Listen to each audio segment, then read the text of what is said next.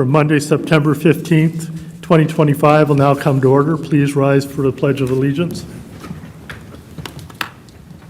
I pledge allegiance to the flag of the United States of America and to the republic for which it stands, one nation, under God, indivisible, with liberty and justice for all. Next item is roll call. Roll call. Mr. Frederick? Present. Mr. Glofelty? He's excused. Excuse. Mr. McAnally? Present. Mr. Long? Here. Ms. Roscoe? Here. Ms. Jamison? Here. Mr. Crover? Here. Bobade is here. And Chair Freitag? Also excused. Excuse. Next item we have is the approval of the agenda. So moved. Support.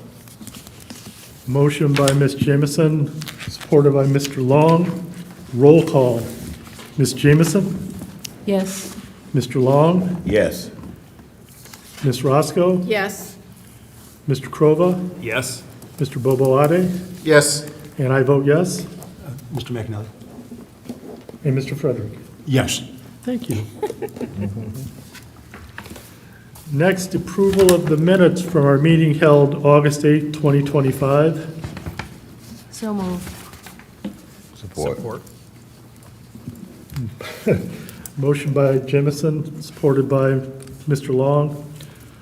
Roll call. Ms. Jemison? Yes. Mr. Long? Yes. Mr. Frederick? Yes. Ms. Roscoe? Yes. Mr. Krova? Yes. Mr. Boboade? Yes. I vote yes. Next, comments from public on non-agenda items. Anybody out there? I see no one. Moving on to public hearings. TA 2025-002, Section 11.07, Vehicle Uses.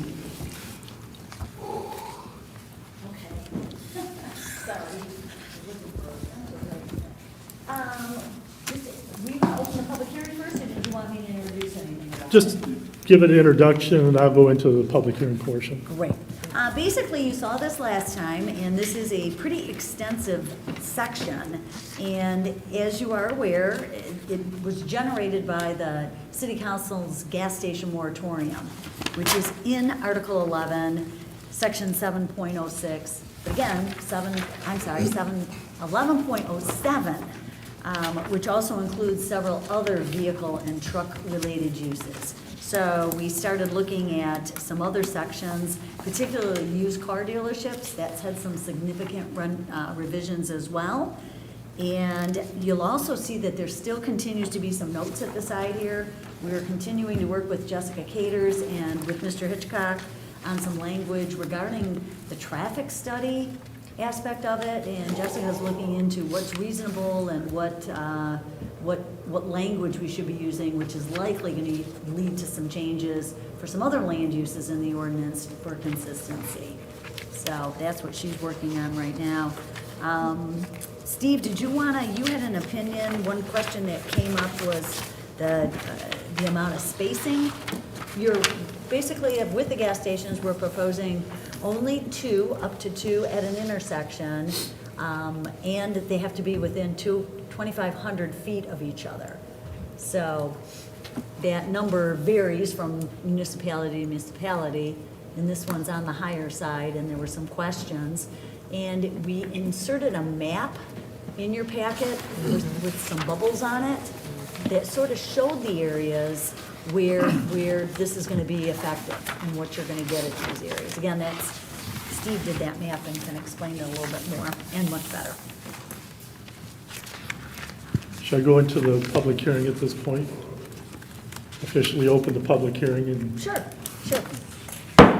Okay, public hearing is now open. We have an affidavit of first-class mail on file. If there's anybody in the audience that wishes to speak to this, seeing no one, I will close that portion out and open it up to commissioners for questions.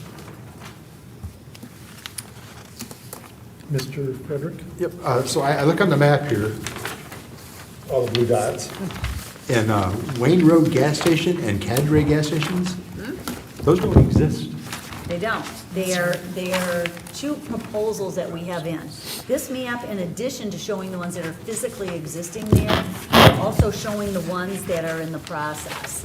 I will tell you this, the Wayne Road gas station, we actually just closed that account out.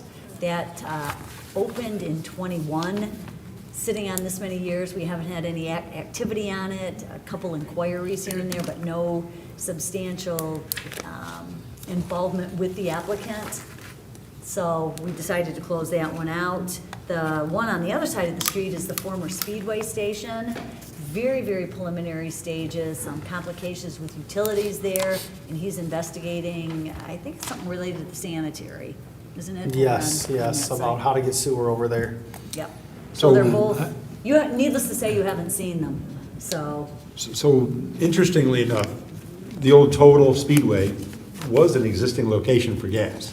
So it's zoned for that, correct? it's zone C3, yes. But it was never zoned where the bar was, that corner, the other corner.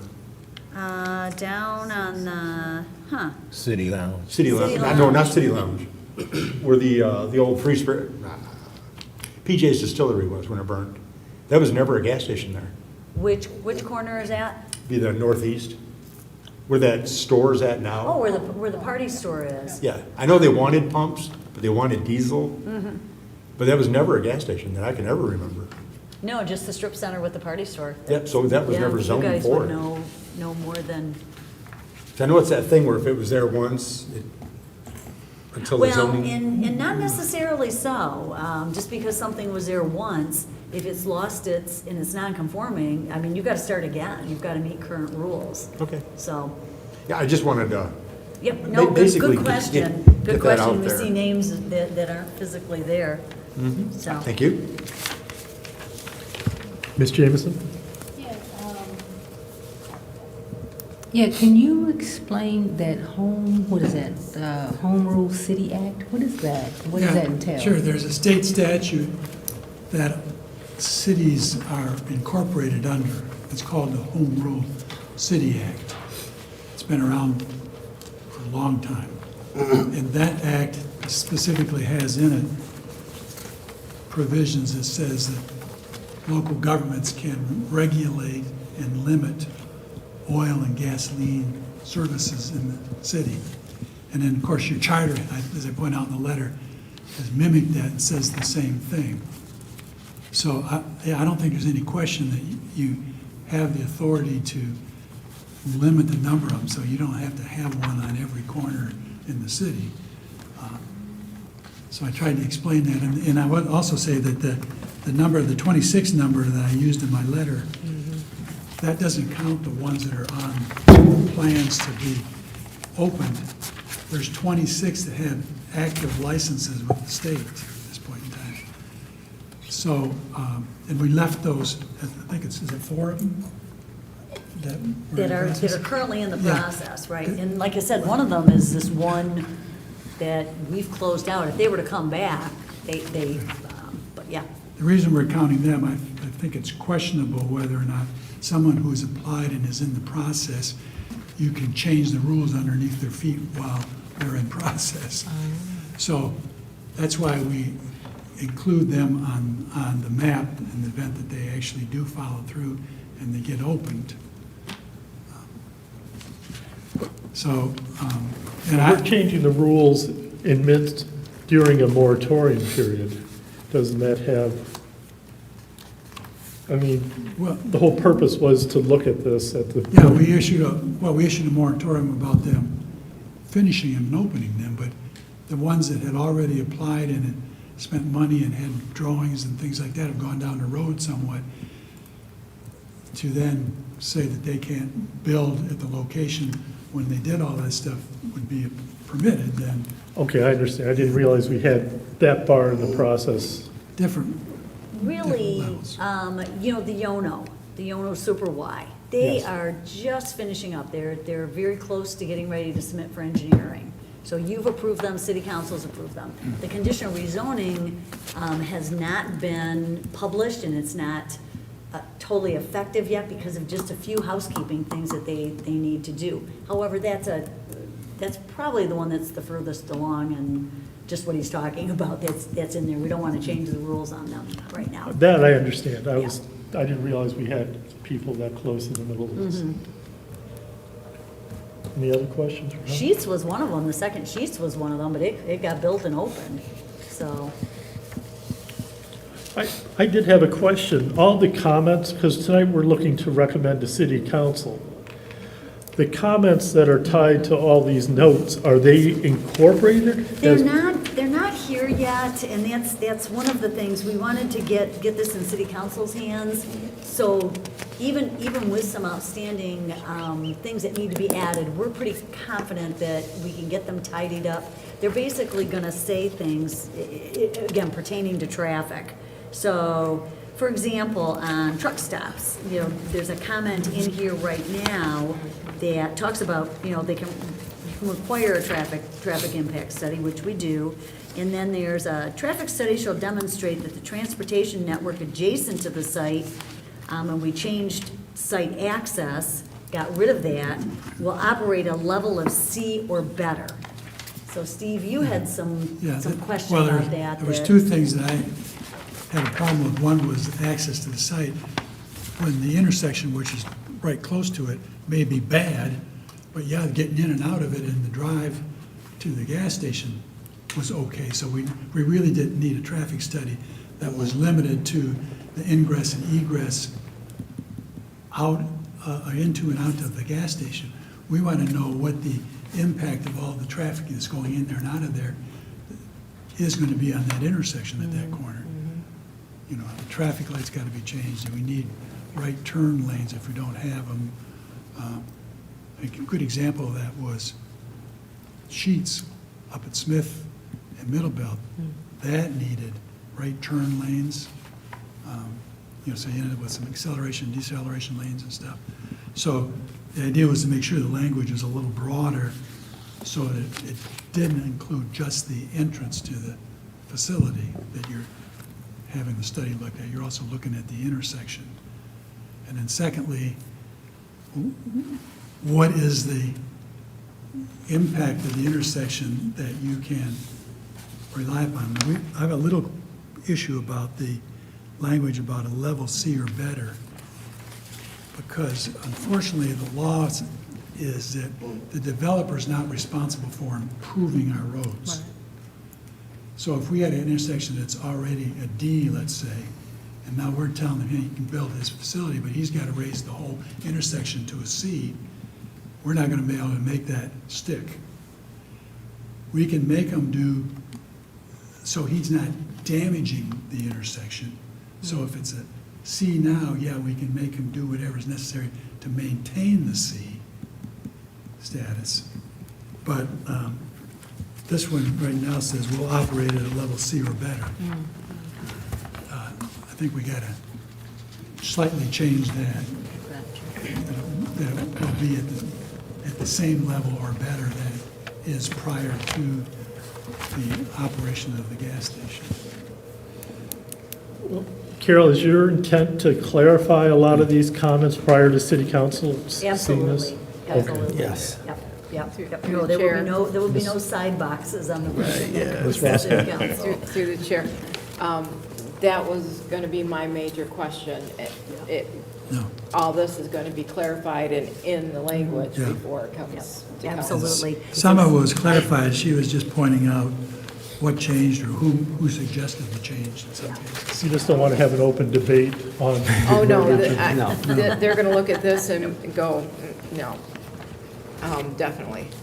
Some of this was timing, just on everybody's end with the master plan, we're also dealing with several site plans right now, sort of everything kind of came in at once. And so we went through this, we're pretty comfortable. And because of the timing of the moratorium, which is, expires in January, we really, city council requires the 2 readings and a little bit more timing there. So we wanted to make sure that we had you guys looking at it and at least concurring that we were heading in the right direction and just needed to tweak some of this. And So we need to know that whether you have any heartburn that's going to cause us to change things beyond the few points here that we still have some refinement to do on. I don't see anything, I think they're good ideas, I just hope they can be implemented. The 2,500, what heartburn we're gonna get from developers on some of this. I know it's, what is it, 1,500 for used car lots Yes. separation, Yes. which And used I'd car like to see car that. lots, we added also that you had to be 150 feet off the intersection, I think. Yep, 150 feet off the So intersection. we won't have used car lots at our corners, basically. that's the big one. Yeah. And we got, that is a constantly in flux thing too, because they're becoming more popular.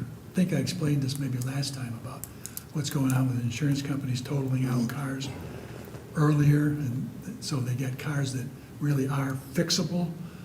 And so we got a lot of people that are want to be in the business of getting those cars, recreating them, and then selling them as used cars. For 30, 40,000 So a piece. that's driving this a little bit too, because they're getting a lot of inquiries about, I'd like to open a used car lot. Carol just got an interesting one that we have to think about too. Somebody who wants to be a pawnbroker car shop. In other words, you can go in and pawn your car, and if you don't come up with the money in the number of days that's in the statute, he's got a pawnbroker's license, you sign a document, he owns your car, and then he'll sell the car. Pawn your car? Pawn your car. That's what I said, wait a minute, isn't that the last thing that people would pawn? They would have nothing. Yeah. Because once you pawn your car, you can't get the work, so, I don't know, but that was his business model. So we're gonna actually tweak the definition on that. We put in sharing, it wasn't in the statute before, because some places in the country, they're doing kind of ride sharing, whatever you want to call it. You use your car only on the weekends. You deliver it to this facility during the week, and they rent out your car. So people are sharing the use of your car with you. So we want to treat them the same as it's a used car lot also. It's like people renting out their houses for other people to stay in. Yeah, right. That goes on too, the verboing of your house for the weekend. In some communities where you can do that, it's not zoning big problems. I had one in another community where the guy had a great pool in his backyard. He had a little putting green, and he had outdoor grill and all that. He was staying with some relatives during the weekends. Friday night, his house would be rented until Sunday night. People would show up just to party. Of course, the neighbors hated that because they had music going at 2:30 in the morning, you know, and there's a big party going out there. So there's all kinds of craziness going on about renting out your stuff. And in big cities, that's if you live in Chicago, for example, and you don't have any place to park your car, but on weekends you like to go out with your car and get out of Chicago and go places. This kind of concept is ideal if you thought through the insurance issues, that you park your car at some lot where people can rent your car during the week, as long as they got it back by a certain time on Friday night when you want to pick it up to go for the weekend.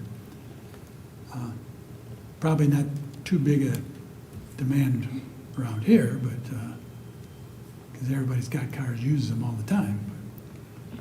But just trying to be ahead of the curve on that stuff.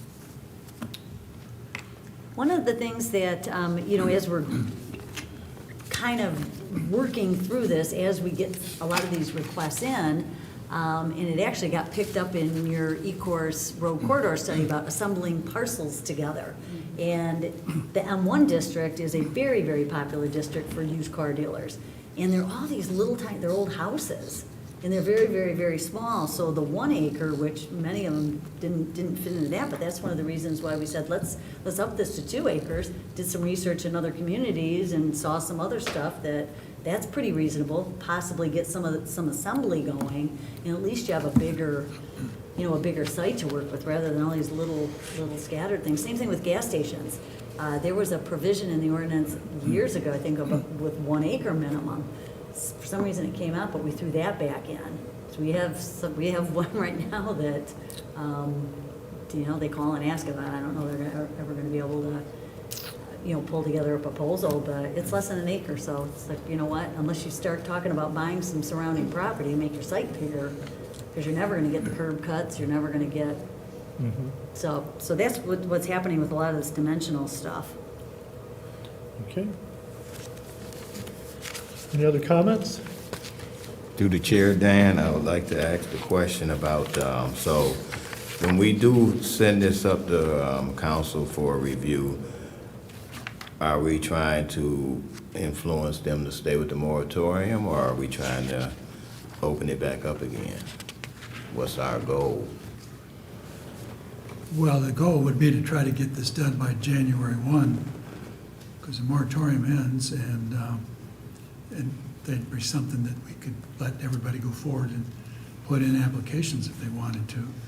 And, you know, like And we said, it's going to decide be. from there. The fit is going to be difficult. There's only, without some zoning change, there's only maybe a couple of spots on here you can really put a new gas station. But, you know, everybody's got the right to come in and say, oh, we want to put one over here on the west side, and we want a rezoning for something, and they can bring that to you and try to convince you that they want to rezone it, and there's nothing within 2,500 feet of them, and But at the same time, if this doesn't make it to council in December's meeting, then they could consider extending the moratorium until, they can, legally, the longer you go with those things, the shakier they get, because, you know, at some point, it's not reasonable to keep applicants from being able to apply for things. So my preference would be that that this be figured out by January 1. That makes sense. understood. Through the Thank chair. you. Thank you. Ms. Roscoe? McNally, through the chair. And I think that was the purpose of the moratorium, in my opinion, was to get this cleaned up better, so we could better utilize where and when and how and all that. This needed to be done. And I don't think the intention, and this is just my opinion, was to keep extending that. It was to get the wording right. How do we want to see it? What do we want to do about it? So, It actually would have been done sooner if we were doing just the gas stations, but then that was resulting in some inconsistencies with some of these other vehicle uses. And then, again, like we mentioned, you know, the dealerships has been a big area of focus, and a lot of communities doing a lot with both those two particular uses in this area.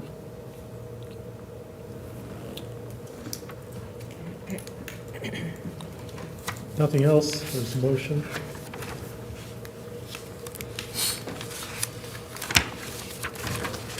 Through the chair, Yes. I make a recommendation to approve TA 2025-002, Section 1107, Vehicle Uses, to City Council to approve with conditions, and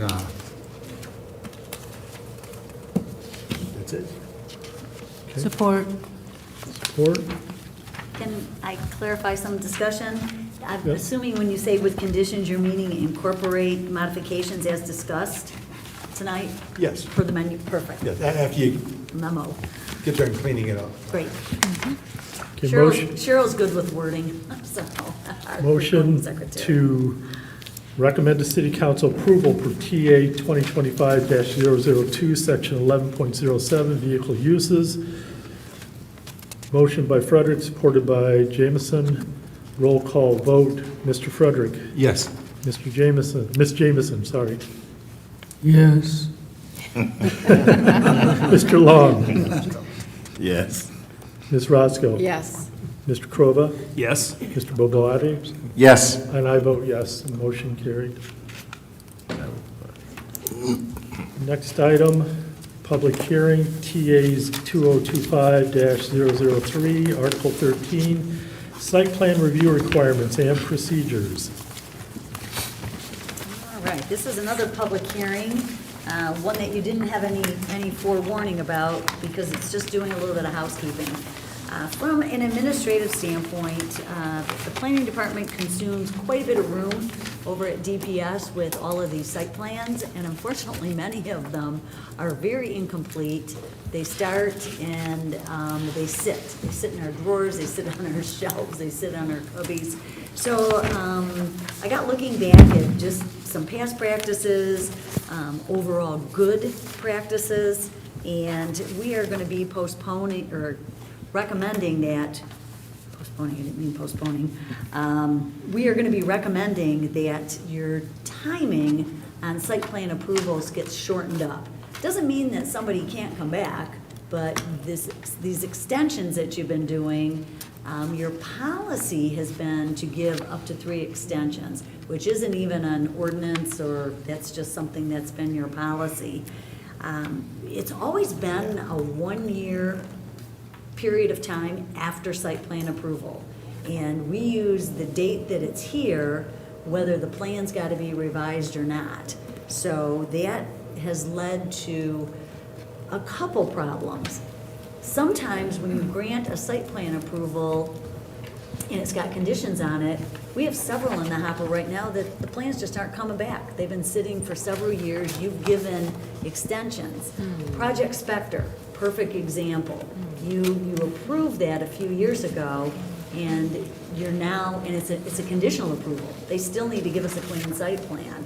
So we have all these copies and, all these loose ends, and I think they're on their last one right now. I think they're gonna be done and they'll be gone. But by giving them 3 extensions, starting with an 18-month period as opposed to a 12-month period, somebody's got 3.5 years.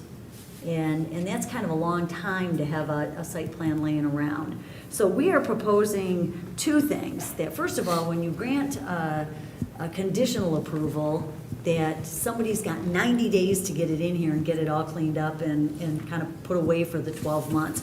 Or they've got to pay the full site plan review fee. So that one just kind of boils down to money.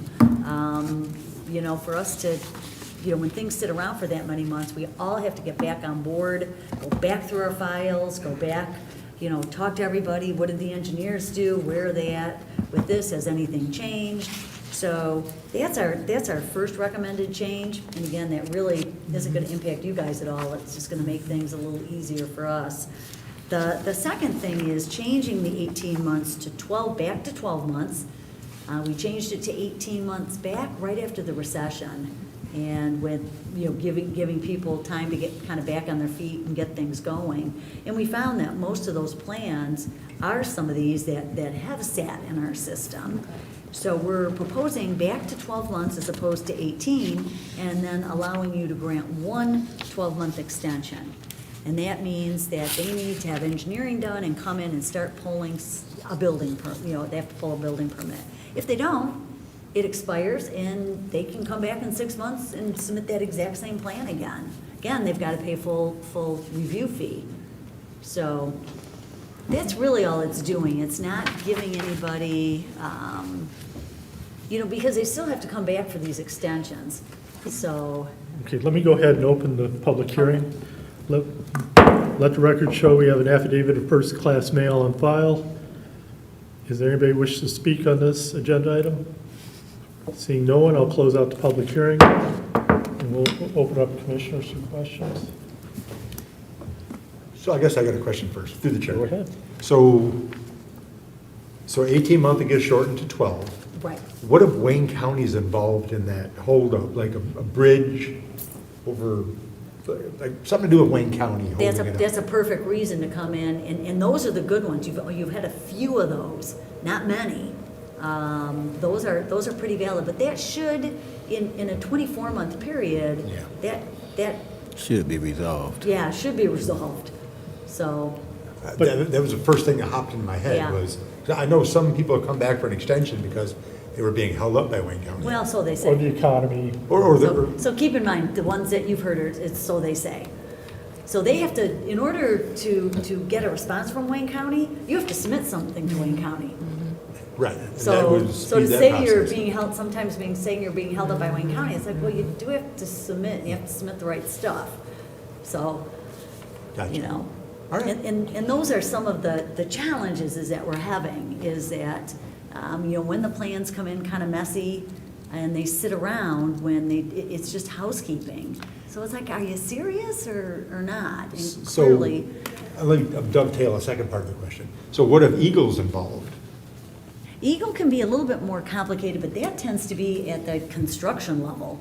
So Well, oftentimes there may be. During in the engineering level. Yes, the It's before engineering. permits, though. Yeah, before permits. Before permits. Okay. And I think if that were the case, and that has been, but like Ashley Capital, for example, right now, they have Eagle is involved and Mm-hmm. Eagle's that's. involved. But they have. And Eagle made some changes for Right. what they're wanting to do, and they're Right. working through that. And they have a permit to do. But they do, Right. they do have a Right. permit, yes. Right, Okay. so, Those- no, those good are- questions. Those are If I good. could dovetail onto that, we have standard 3 extensions, we've gotten a lot of builders used to that. So now we're gonna really cut them back to 1. And how much does it cost for them to pay for a site plan reapplication? So basically, it's gonna take a fee from $500, and this was one of the things we toyed with in working with the engineers and the planning consultant, you know, just how people are doing it. We're one of the few communities that actually kind of had this fee on here, $500. It will take that $500 to probably $2,500. I mean, or $3,000, because those full fees are, but those fees are, most of those fees are escrow. So they go into a bucket, and if it turns out that this was a plan that just needed some minor tweaking or some minor finishing off, we won't use that, or the consultants won't use that big, say it's a $2,500 chunk, say they'd only use the 500. So, again, it all depends on what the nature of the change is and how serious somebody is about building and getting going here. So the most they'll get for free is 2,400, well, not free, they pay first and they get a free 12-month extension Yeah. if we grant it. Yep, Then after that, they start over. then they start over, right. And back to your questions, you know, with Eagle in Wayne County, I do believe that we probably would be, you know, probably, we'd be working with somebody along those lines. Those are the big projects, and those are the ones we're very involved in, and, And a lot of times, the water main permit from Eagle is the one that takes the longest.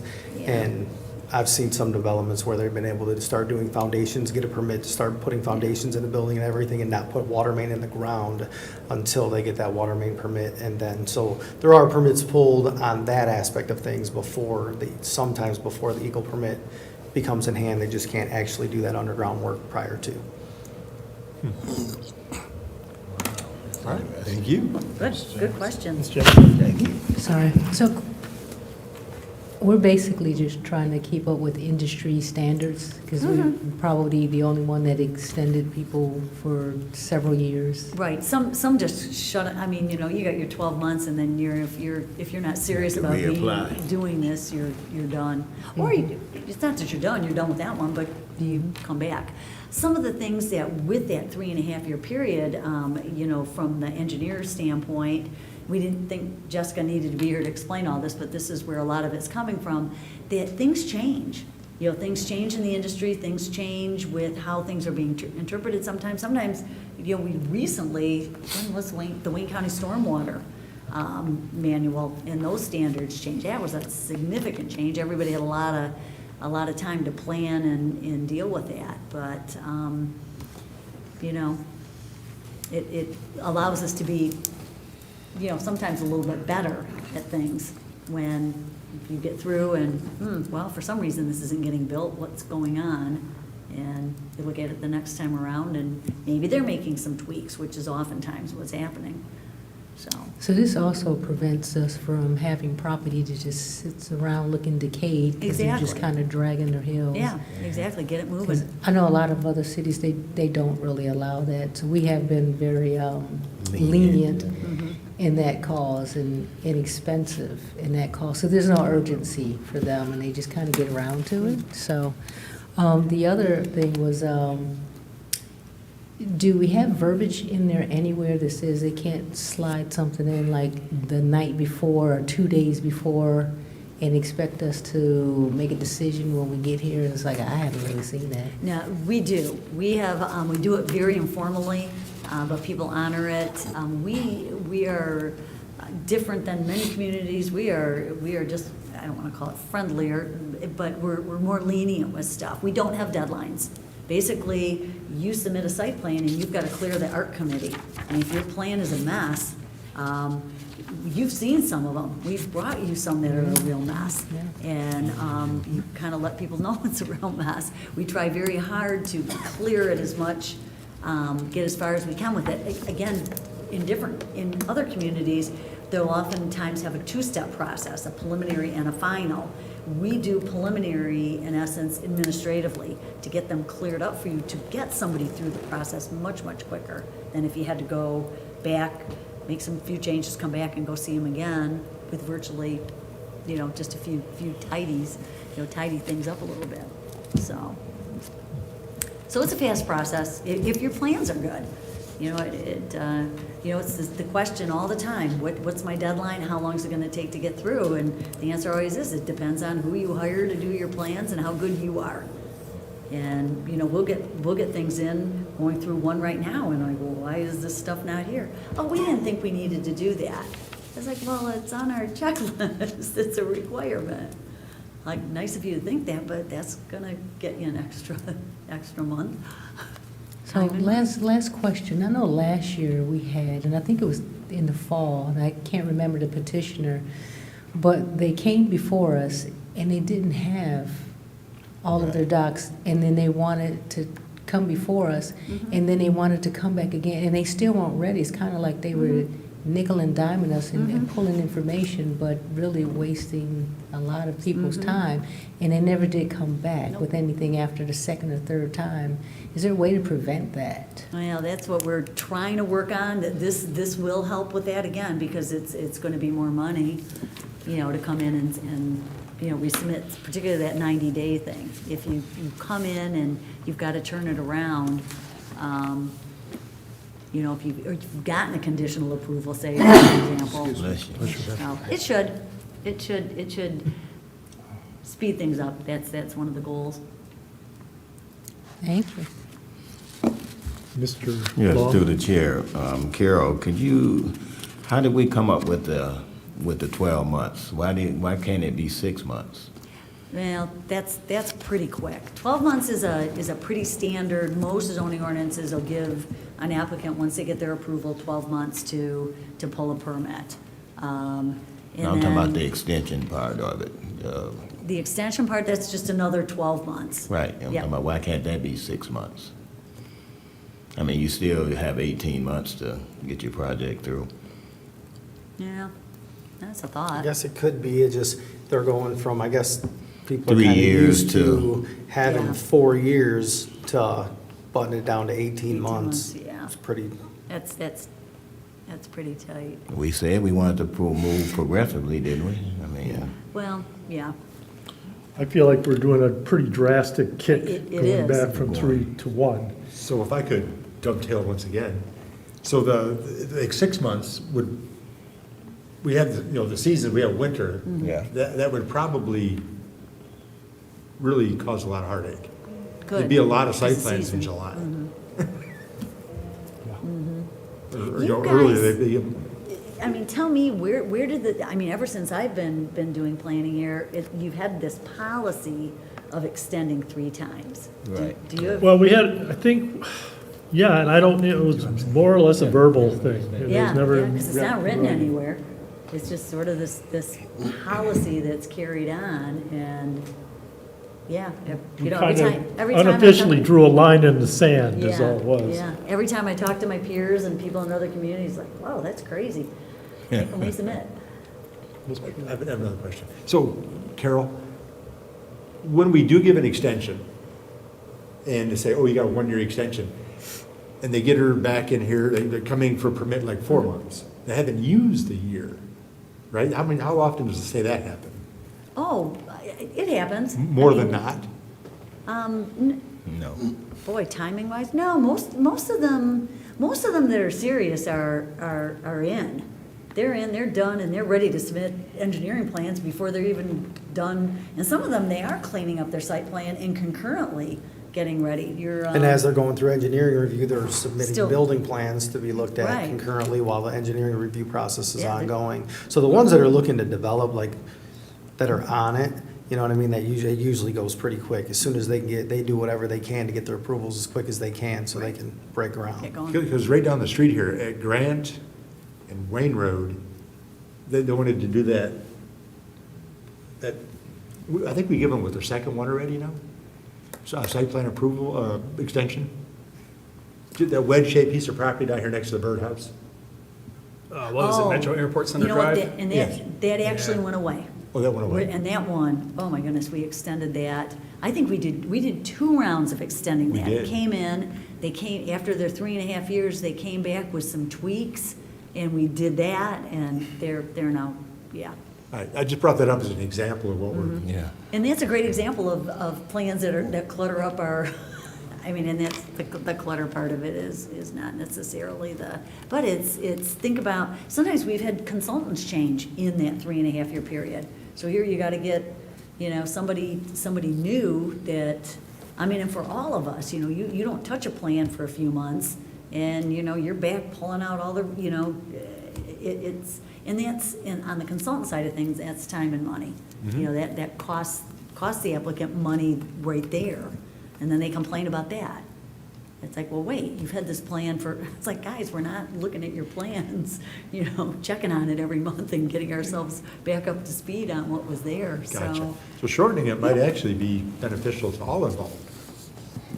The 12-month extension, that's it. Right. Yep, and they can resubmit, again, if they want, if they're, if that plan is still, and then the hope is that'll be easy and they won't use their escrow or much of their escrow, and they'll be back to see you and we'll start the clock again. So, All right, thank you. Go ahead. Okay, through the chair. Carol, I do have a question. I'm surprised how many companies do wait the 3-4 years and keep renewing. What's their motivation behind that? Do they put the property on the market saying that we have conditional plans approved, or? sometimes, Kevin, you might have some good insight on that. Yeah, so I think one thing that we saw recently, and I think everything, economically and building, construction-wise, goes in cycles, right? So we saw coming out of COVID, there was a lot of unknown on what was gonna happen, so I think a lot of spec-built type buildings were approved on properties, and then those owners or those developers then start marketing it to find that end user, and once they have an end user, then they build that building with very small modifications to then fulfill it. One thing that I would say is the couple things that got brought up, and I just want to emphasize a little bit, especially here in Michigan because of the seasons. I think that 6-month, thing would be very difficult because I think it would cause some log jams for administrative staff and stop people from submitting year-round. A good point was the ordinances change or engineers change, but more importantly, building, ordinances, fire code, that's usually a 2-year cycle. So if you have a plan that's out there for 3-4 years, sometimes, how they planned or intended to build that is gonna be a little bit different because codes change and get brought up to par.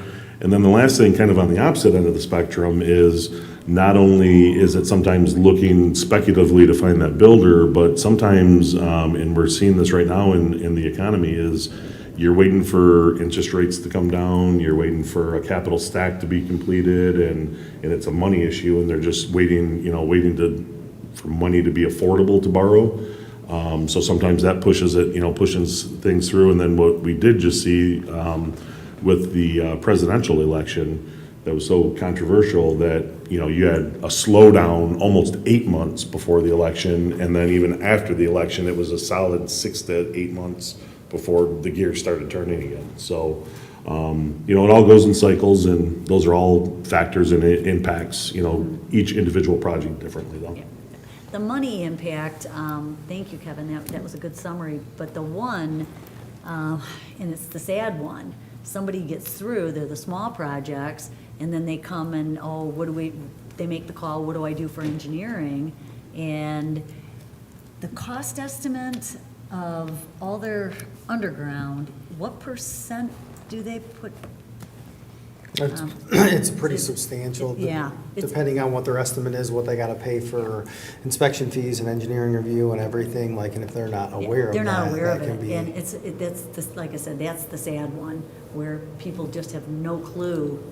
So we're trying very hard, you know, we spend a lot of time at the counter, a lot of time on the phone, you know, explaining to people, helping them, setting them together for some resources to find out how they, and I will say, even Nina over at D&G, helping out people, because people don't understand the costs of development. And the underground, they don't understand that there's things underground, and that's a big, you know, expense. And, you know, they thought sometimes just buying the property, they'd spend all their money, so.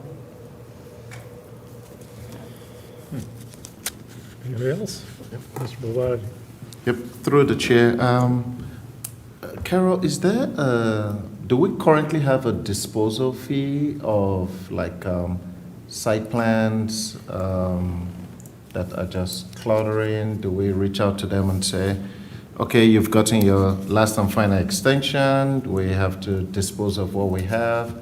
Is there a fee to the applicant? There's a fee to come and see you guys, you know, if they're getting actually the official extension.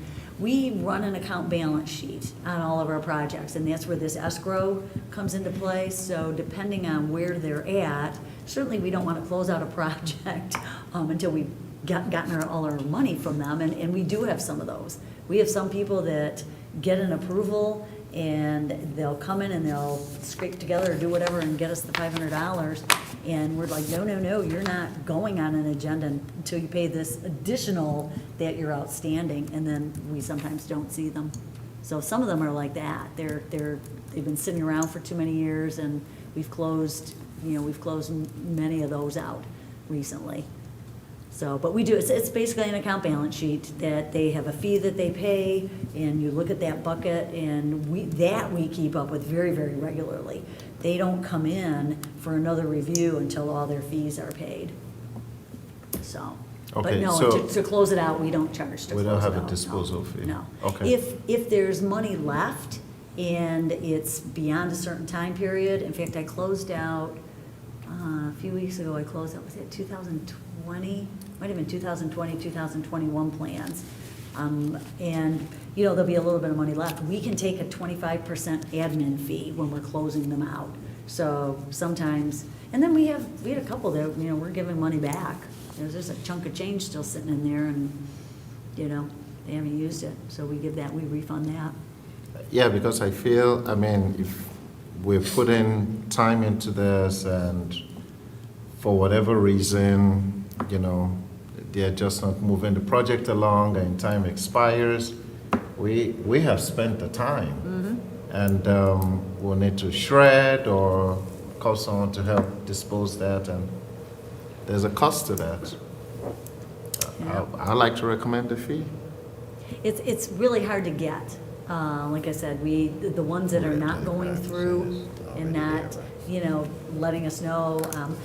Remember that RSS trailer? You approved that. They were coming ready for an extension. They would have been in front of you this right now. But they were, you know, professional enough to say, you know what, this deal's not gonna happen. So they just withdrew it. And so, again, we keep up with that. So they were done. We just had, you know, hit a few buttons, cleaned up a few files, you know, got things put away and said that was done. So they're really, you know, from that standpoint, it's not the need.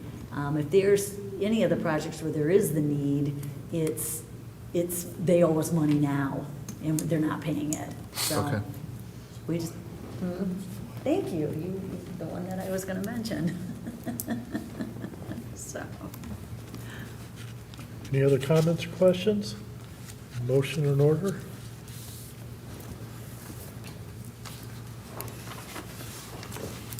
Through the chair, Yes. Mr. Frederick. I'd like to make a recommendation to City Council to approve TA-2025-003, Article 17, Site Plan Review Requirements and Procedures Amendments. You call them amendments? Yes. Yes. Support. Supported by Mr. Long. Motion by Mr. Frederick, supported by Mr. Long to approve TA 2025-003, Article 13, Site Plan Review Requirements and Procedures. Any discussion? Mr. Frederick? Yes. Mr. Long? Yes. Ms. Roscoe? Yes. Ms. Jamison? Yes. Mr. Kroba? Yes. Mr. Boboade? Yes. I vote yes. Motion's approved. All right, next item we have is old business. Item A is 2025 master plan update, future land use map amendments. Yes, so last month, Carlisle Wardman, our planning consultant, who could not be here tonight, John's on his 35th wedding anniversary trip today, so happy anniversary to him. They come in and we talked about the master plan update that we kicked off, and they provided for, and we don't need to rehash all of that, but they provided a future land use designation map for some parcels that could be considered for changes. Some of these parcels are publicly designated parcels, and then there's others that could be designated for change considerations that we can discuss. They came with two maps. There's a public land use map and a other parcel land use map, and it come with 21 worksheets, and I just thought we could walk through the worksheets and kind of go over each property quickly and hear what your guys' thoughts are.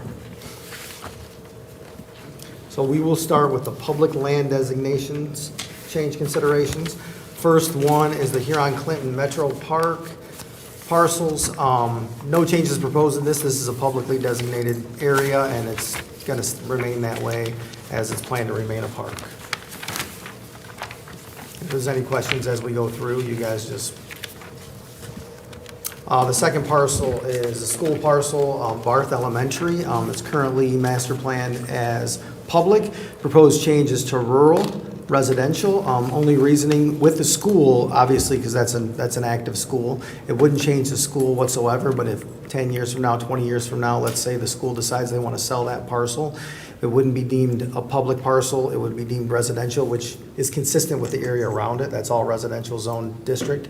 And so that way, any developer that may want to buy that 20 years down the road, if that ever happens, that school, if the school remains open and they decide they don't want to do anything with it, it's going to remain a school forever, then it'll stay a school forever. But if that did ever happen, then a developer coming in to buy it wouldn't be like, oh, it's zoned public, what can I do with it? It's zoned residential, so they'll know that, they'll be aware of that when they market the property. So this is future land use, so it's not like we're creating a nonconformity. This is future. just Future in land case. use, For yes. all of these public For all of schools. these parcels, yes. Can I ask you a quick question to the chair? Yes. So are we gonna, is this recommend approval of the whole thing, or are Across the we gonna board. cherry pick it? So what we're doing No, right thanks. now is there's a process with master plans, and if you haven't been through it before, it's a little different. It's very different than rezonings where you have a certain piece of property, you analyze it, you run through your criteria, and then you make a recommendation, you know, to have that color on the map, that designation change. The master plan process is, we are starting with this because this is kind of in what we would call the housekeeping category. We have a future land use map that's got this designation of these public properties, and it came to our attention, or it's been coming to our attention, the schools are marketing their properties. But when somebody looks at a map, they're seeing green, that it's public. And public really is just signifying ownership. It's not telling you much about the land use. So our attempt was to get these cleaned up first. As many of them as we want to talk about, we can have a whole bunch, because we have this big period of time, it's not that big. We have this period of time where we can come back and forth to you, and some of you that have been through this master plan process before, you know, every meeting, this stuff comes on and you're back and forth and you're back and forth. And you get to a point, and it's the early stage on something very easy. So this is at a point where it could go to city council. So city council, planning commission can't do it. City council has to authorize the distribution of the amendment. It's a state enabling legislation thing, and because this is just a map amendment, it's only 42 days. If we were doing a big chunk of the plan with big substantial changes, it'd be a 63-day period. I think it's 63 days, it's a longer period. But during that time, we're gonna be talking with you guys more about these. So Jerry, at this point, it's a great question. So we have, some of these are very simple, they're no-brainers. Here in Clinton Metro Parks, it's a metro park, it's owned by an authority, it's gonna stay as a public park. The schools are, for the most part, gonna be the ones that are gonna change. Instead of saying that they're public, they're gonna, the actual land use is gonna get picked up in case the school does decide they wanna sell, and you're gonna be hearing about one later on. The city parks, what I handed out to you are all of the parks that are, we had not gotten as far with our consultants and with our recreation plan. Parks will very likely stay green on here, and we'll have some kind of something signifying that, yes, these are city parks. Right now, we have some inconsistency on the future land use map.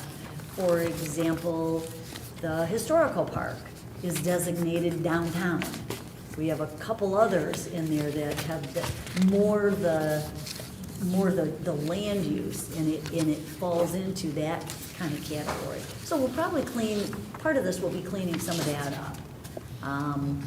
But at the end of the day, today what we're hoping for is just basically to get a recommendation on, to let this thing get out for this distribution period. Get your input on some of these things, we'll change things. Again, you're gonna get into some of these that have a little bit more to talk about. And then we have more to add, because we went through, I just got a list on some other properties that, for example, well, we'll get to it when we get to it, just that some of the property lines aren't right. I just thought I'd ask that question before we get too far into it, because it was gonna come up regardless. Okay. Yep. Thank you. No, 'Cause the idea is we can go, basically it's this map. This is what you're doing right now. We're looking at amending this. It's going to have some backup with the parcels that you're looking at changing colors. We'll have the backup with some of this stuff here, but this stuff will be expanded on, particularly when you're gonna make a change. Some of the stuff Jeff just mentioned here, Bar School, for example, there will be included in these bullet points. It is an active school. This change is for consistency with the surrounding area. Maybe a few other things if there's anything else that we discover. I just know people get funny when someone else is trying to tell them What to do with their use or, yeah, that's all. Just wanted to get that out front. Yep. Thanks. Thank you. All right, the next one is Mount Pleasant School, which is currently master plan public, proposed to be rural residential, consistent with the surrounding area around it. This is one that we get a lot of calls on. This is closed. As many of you know, it's a decent sized site. This one is gonna help hopefully Kevin with some of the marketing that he does over in his area. So that's a perfect example of something that, great, we're changing it from public. We're signifying what's anticipated to help facilitate some housing there, but we might even get to some where we can go a little further with it and add a few more points as to, what kind of options are there, what we wanna, so that's a difference between like a Barth. So Barth is gonna be pretty easy, it's still an open school. Like Jeff explained, someday if they did wanna sell it, reuse it. We haven't gotten anything, how many buildings are on this property? on Mount Pleasant? There's just the one, the main school is all that's left. There's the, abandoned baseball fields in the back. the There's some fields, yeah. fence structures and some minor stuff back there. But, these are the ones, the schools that are closed now are the ones that, I tour on a regular site with developers. And by making this change for future land map, it helps streamlines the process for them. And we're always looking site preparedness. So anything I can do on an empty site and bring in, the Detroit Regional Partnership to do the environmental, or our DCC and Brownfield, alliance to pay for environmentals and help prep that site. It reduces the time, from the time of acquisition to the time of, development and getting through process. It reduces that. And that really, for developers, is the biggest unknown risk for a lot of people, is that unknown time frame. So anything we can do for site prep, and this is one of those, eliminating that process to get it on the market and get it viable is looked upon favorably by developers. Makes sense. All right. Next parcel is Elmer Johnson Park.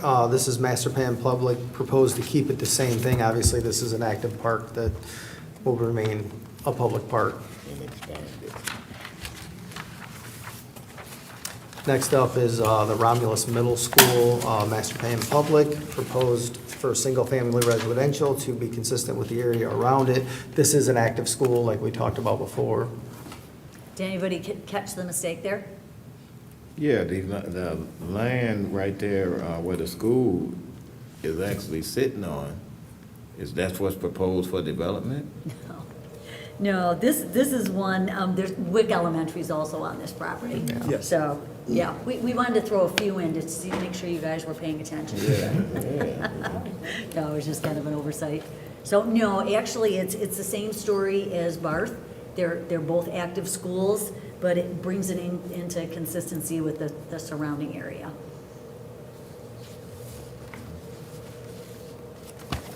The next one is City of Romulus Land Waste Management Lease. It's master plan public, proposed to be multifamily residential.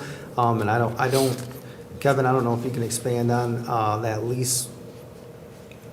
Yeah, this is a piece of property that the city's owned for a number of years. It was, predates me in as far as how we acquired it, but I think it was part of the, what is now West Village Estates kind of development over there. Somehow the city ended up with it. And we lease it to Waste Management currently across the street on Hannon at the dump. And they stage vehicles there and some other things there. Sometimes it's clean topsoil that they're bringing in for the dump. They stage there and then take it across the street. So we've had a long-term lease with them for a number of years. But it was, again, marked as public. But if the city ever decided to terminate that lease for whatever reason, or they didn't want to renew that lease, the easiest pathway to market would be multifamily residential. And that's what falls in line with West Village Estates, and I always want to say Ruggate, but West Village Estates and the surrounding area there as well. Do you think that would be wise to have multifamily residential across from the dump? I mean, I don't know. Well, and I mean, that's it. Ultimately, I think what you'd end up seeing is you potentially would see West Village Estates probably expand a little bit over there, because they've been asking for a while about that piece of property as well. And it's kind of like one of those things with the airport. Like, a lot of people knew that airport was there when they bought their home in the city, even though they complain about it a lot. And sometimes those expansions could not even necessarily be for actual housing. It could be for something to support the housing development. Sometimes it's seasonal storage, or, all sorts of different things that sometimes they're looking for. Yeah, so. All right.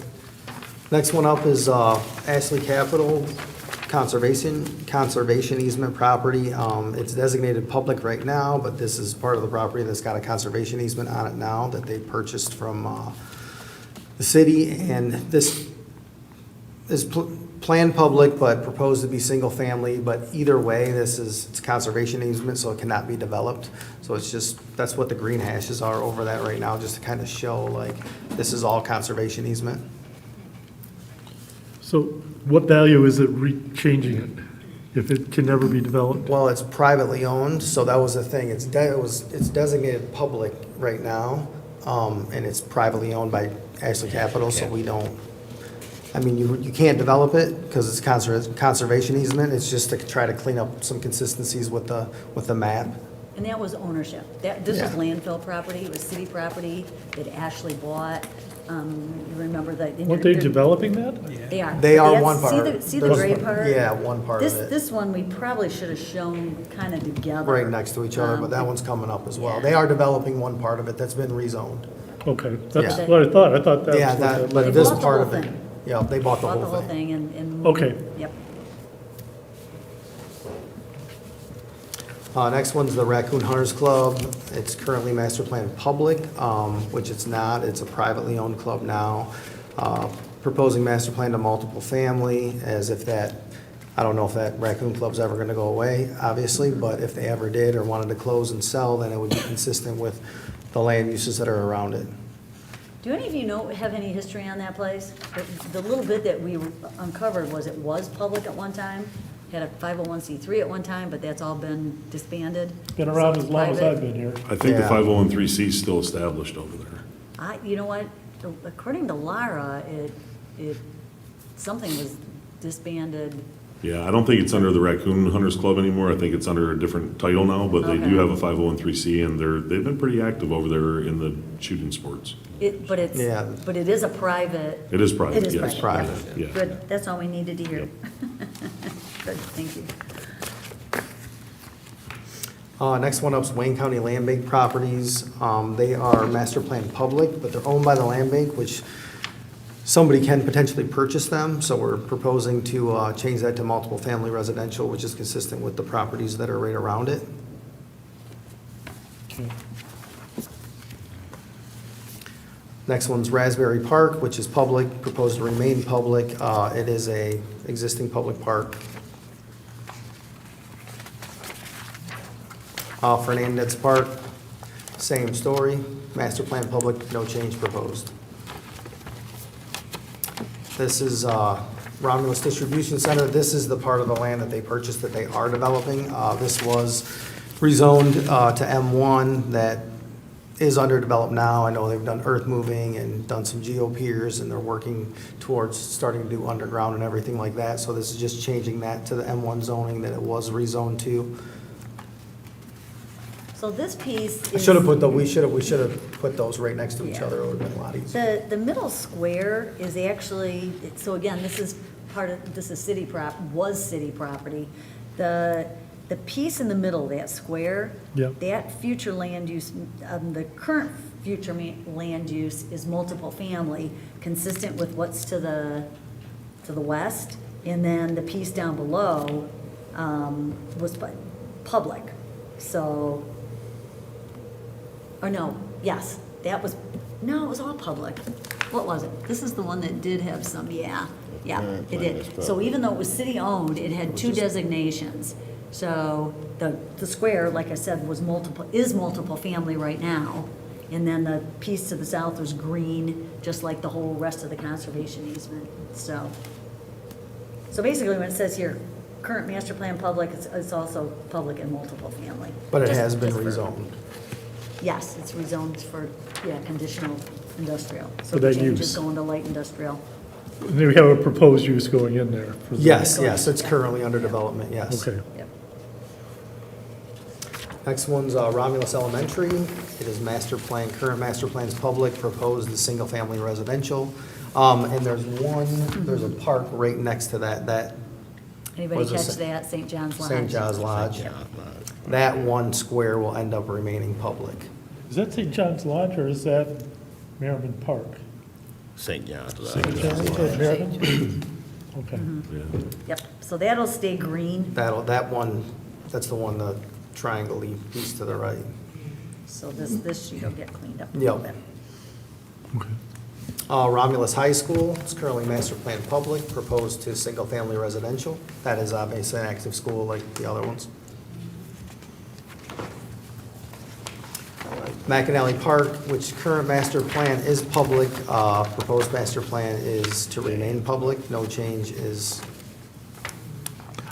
Be very curious to see what the city plans to do long-term with that park, because right now it's nothing. and it's been nothing for many years, except it has a name on it.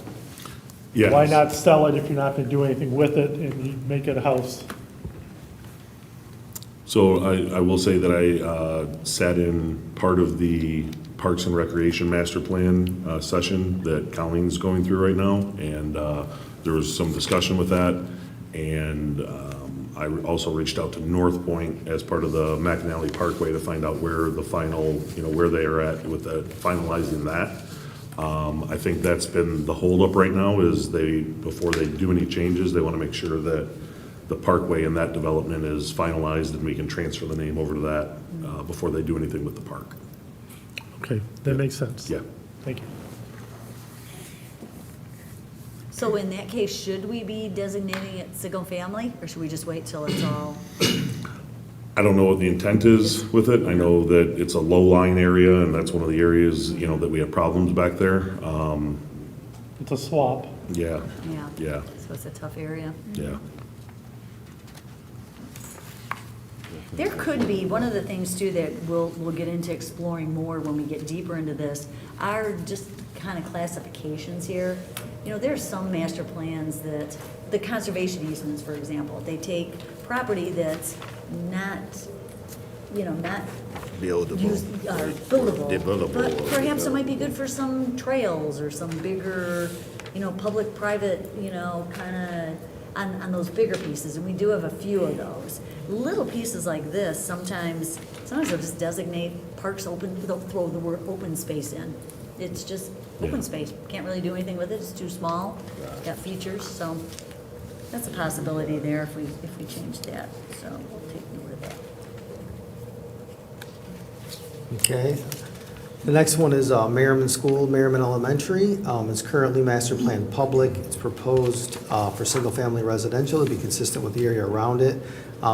This parcel actually is on, I think it's on both of the maps that you guys looked at. But this parcel there is a developer looking at this parcel now because it's for sale by the school. And they are talking about bringing in, wanting to do self-storage with like RV and boat storage and a contractor yard. We have a meeting with them, I think, Wednesday.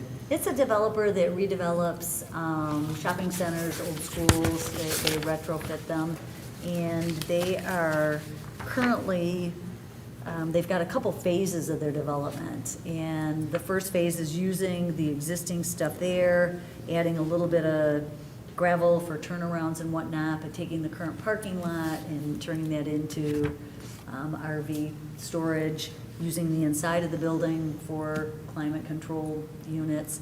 Then phase two is pretty substantial. Pretty substantial change. The map itself, you see the green box? There's a piece of property on, the first piece of property there is also owned by the schools. Then there's a house on the one to the north. In the packet that I handed, it's towards the end, I think of the packet that I left at your spot, shows where the city's dog park. Where's that on the front? Oh, I should have it in front of me. Anyways, the city's dog park is over there, which we didn't get a chance to get onto this map right here. So it's kind of public in two ways. It's public that it's owned by the school, but then it's also the back half, where all the trees are, is public. It's a school lease, 99 years? Yeah. You can't? You're too far away from it. You Oh. just keep fading in and out. Oh, sorry about that. Never thought there'd be a problem hearing my voice. So, Kevin, you probably know more about the dog park. 99-year lease? Yeah, it's a 99-year lease that we had with the schools, so that would have to be reconciled somehow with the schools, between the city and the schools, as to whether or not, that's included in the sale. I haven't looked at that lease in a minute. But I'm sure there may even be a first right of refusal. I don't know. I don't know what's included in that lease. It's been a minute. It's, my understanding is it's long-term, and this current developer, a previous one that was, actually had gotten pretty far, but nothing really submitted, really could never answer it. This particular developer says that they'll honor the lease. They don't need the back part. They don't plan on touching it. They do plan on going into that smaller piece to the north and getting right next to that existing single-family home, you know, with individual units like the new ones that we have down the road on North Line Road, that type of development, you know, the mini warehouses. So, Just a comment, it just seems like no matter what we get in this city, we get 5 of them. If we get gas stations, we get 5 of them. If we get self-storage places, we get 5 of them. It just, it's crazy how that works. Because we've approved the one on North Line, the one on Beverly, there's one on E-Course, and now this proposal. We approved one on Middlebelt, too. We are proposing to change the future land use map to single-family residential, though. So, I mean, with their proposal, they would have to come in and get, they still have to go through the process. They'd have to go through the whole process. They gotta, give you the argument. Kevin, the Baker-Tilly study, I talked to Jessica about it, and she said that it was discussed, knowing kind of this transition that we were in and us doing this. And I know that plan's not done, but, you know, certainly, you know, if you do start adding more bullet points to something like this, you know, you have that back half that, well, it's a dog park now, but then you've got a subdivision there where you've got, you know, a road that could connect through there. You could get, you know, you could get the back half of this. Yeah, if you could left have an the school. extension from the current, is that Oak Brook? No. Oak Brook. Yeah, Oak Brook sub. Oak Brook, so, The current Oak Brook sub stubs out in a couple areas over there and dead Right. ends into the back end of this property where you could have an extension of single family or a new, you know, residential development back in that area, with the right developer and, you know, with the right incentives, you know, more than likely. There are some site issues on there, but relatively easy to take care of, but, you know, you also have demolition as well. right. So there's, you know, there's that as well, but there's tools to make those things happen. You know, I think it's a difficult site because you have an existing building, so you either have to find a way to transition that existing building into something that's meaningful, useful, and profitable for a developer, or you have to find the money to get rid of it, to scrape the site and then, you know, do what you want to do. So that's, you know, those are some of the challenges. And I do agree, I think that, you know, we see like you get 1, you get 5, right? You know, and again, I mentioned cycles earlier, and I think it's the same thing. So one of the big things we're seeing right now is baby boomers are downsizing. So there's a huge high demand for storage right now, because these families are like, okay, my family's going into a condo, they're selling their home that we grew up in, or they're going into nursing homes or whatever, or senior assisted living, and what do we do with all their stuff? And we're seeing that across the board. It's a high demand in a lot of cities right now, and developers are pushing it, you know, in all the major threads that I follow. It's like, you know, climate controlled storage, you know, save your family's heirlooms and everything else. I'm surprised you don't have 5 or 6 car washes coming. Don't speak too loud. So, quick question through the chair based on this, number 16, with the Merriman Road School. So if we change the proposed master plan to single-family residential, that protects the future for potentially housing. In the meanwhile, what does that do to the developer that wants to use that property for his proposal? What would happen is, and it's actually twofold, the housing aspect, yes, but also the dog park, the park. So you do have that public use, and we will need to investigate that, you know, that lease further and what can happen there. So it's kind of twofold. So you would take that back part, and my understanding is that piece to the north is not, even though it's treed and it looks, you know, if you look at the aerial, you'll see trees this way next to the subdivision and then the school and development there. That piece is not part of the dog park lease. The dog park lease leaves that back off. So, you know, that's something to look at too. Getting it as single family obviously keeps it consistent with the area. Getting into a rezoning, that applicant's got to meet all those criteria. The consistency with the master plan is going to be the one that is not a, it's going to be their job to, in essence, sell us, sell you all, city council, on this amendment going in a different direction. So, because certainly self-storage is not a use that is typically found in a single-family designated area. And the area does jump to single-family, or to light industrial across the street, but the the most significant thing with this is, I think, that the subdivision there, what could happen there. There's a lot of variables, just a lot of variables. And that's what the developer will have to, see what they come up with. And you would analyze it like you do all your others. Right. So, lots on this one to still think about.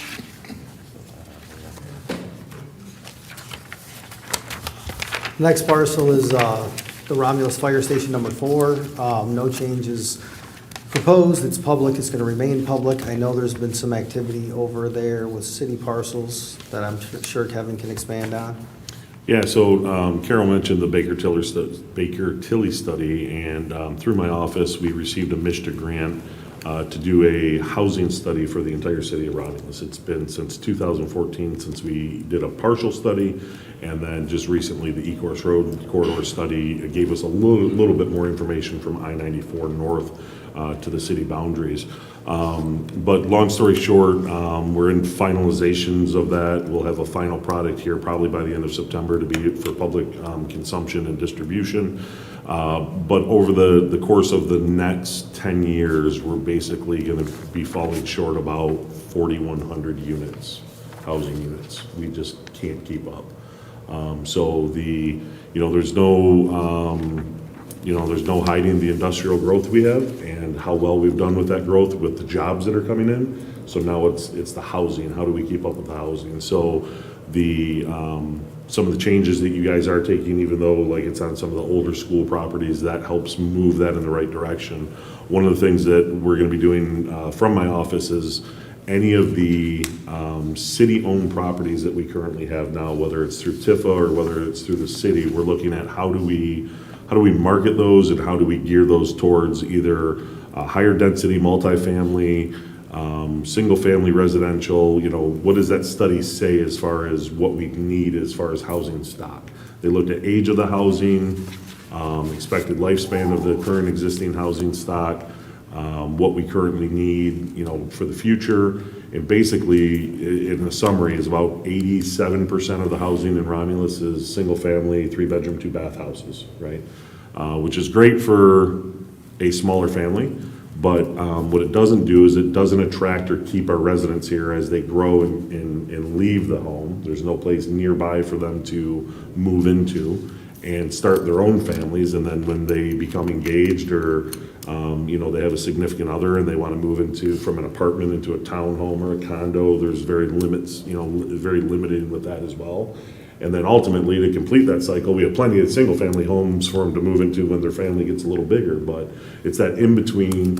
And what do we do with workforce housing? We know that the jobs are coming, and how do we help accommodate that as well? So, we will have final use on all of that, but that is one of the big things that we're looking at with that study is the housing and what's it mean for future land use such as this as well.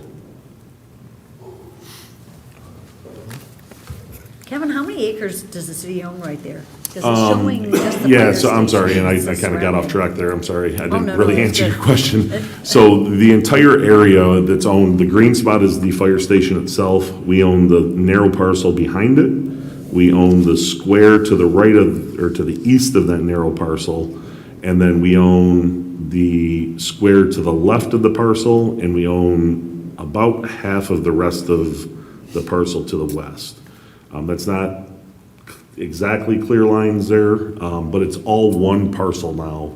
And part of the stuff from my office is we are going to be putting RFPs out for all of that city-owned property for what's the highest and best use of those properties. So we'll put an RFP out, try to find a developer to come in and say, here's what we have out here for property. We'd like to see single-family housing around there, an extension of the current Meadow sub. Or somebody wants to come in and put a mixed use of townhomes or small cottages or senior housing, whatever it is that they may want to develop over there. Very good. Awesome. Thank you. Yep. Next one is Hal Creek Elementary, which is master plan public, proposed to go to single-family residential, right in the middle of the residential neighborhoods.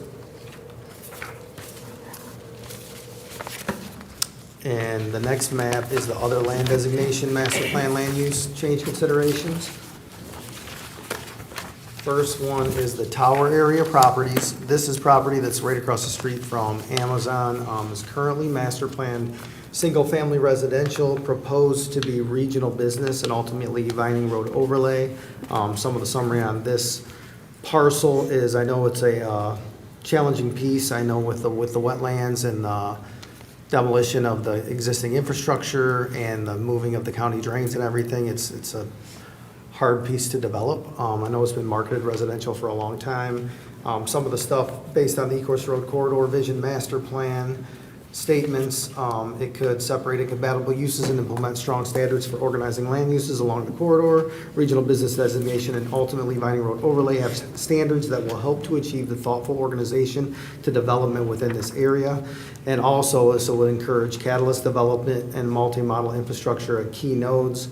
This area, planned regional business to the south, will help bring catalyst development to the city to help make other improvements as a part of the site plan review process.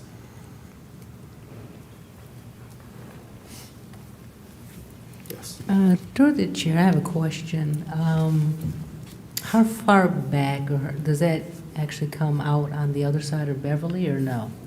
'Cause This I goes, can't tell from the map. yeah, on the map, I think this parcel goes from Ecorse to Beverly, yes. Do you have the big map in front of you? Yeah, actually, I just looked down at Yeah. it. So that's my question and concern. So you mentioned about possibly splitting that. So when you go on the other side and you touch Beverly, that's all residential. So you're talking about putting, industrial business or whatever. There are businesses on Beverly, but on the other side, towards Merriman and Inkster, Middle Belt and Inkster, and actually on the other side, Merriman as well, but there in Beverly, that's all residential. Yes, yeah, right at Beverly, that's the whole subdivision right there. Yep, and I can speak a little bit to that. So we looked at the site pretty heavily from a number of different aspects, and as Jeff kind of discussed, there's two portions of public drain that come through here through Wayne County. You have Henry Ruff Road that dissects this as well, and then you have an older abandoned drain that's on the property that the county still has to make a decision on what they're doing with. And then you have substantial wetlands on the property. So if you look at the wetland delineation map, it pretty much goes along the north border. And they're protected wetlands from Eagle. So whatever goes here, even if it is industrial, the potential buffer is almost 2 to 3 times the recommended setbacks from Beverly Road. So there'd never be an entrance onto Beverly from this site. Gotcha. Isn't there a guy that owns a piece of that property? I think he built an approach and was tearing down trees and tried to build a hunting tower over there off of Beverly. There's a lot of extracurricular activity Yes. going on that property. There is. So the other thing that we found is, Jeff had mentioned, it's been zoned residential for a long time. I've talked to several residential developers, and I'm sure you can attest to this as well, being in real estate. When you look at the difficulties on the map, it's hard to be able to develop a residential development on the piece of property that pencils, right? That makes it profitable for a developer to come in and do that, and that's what we've seen here. We get a lot of interest in this for light industrial, light manufacturing. It ties into what we're doing here already with the North Point and Smith Road and Vining Road overlay. So we looked at that. We also looked at this from a floodplain perspective, because if a company were to come in here to develop this, they're going to address the drain issues, which then in essence will also help us with the down drain issues that we see going across kind of on an angle into the backside of the North Point site, into the Wick Road overflow that goes down into 94 and then ultimately around the airport as well. So we potentially can get some infrastructure stuff taken care of here. We can align Henry Ruff Road with the Amazon entrance there as well. And then potentially there's a house on Henry Ruff Road that has some structure on the property that's not supposed to be on there. Yeah. And whoever buys this is gonna have to address that as well and fix that issue. So, those are kind of some of the things that we looked at and kind of I've had discussions with multiple developers on the site that have interest, and those are always the things that are coming up over and over and over again with the site. So one other question, is this the piece of property that piping comes from the airport and goes through there with that de-icing fluid that ends up at Michigan Ave? No. I don't That's not know, that- I don't. That's not It's that not pipe? that property, No. no. Okay, No. No. thank you.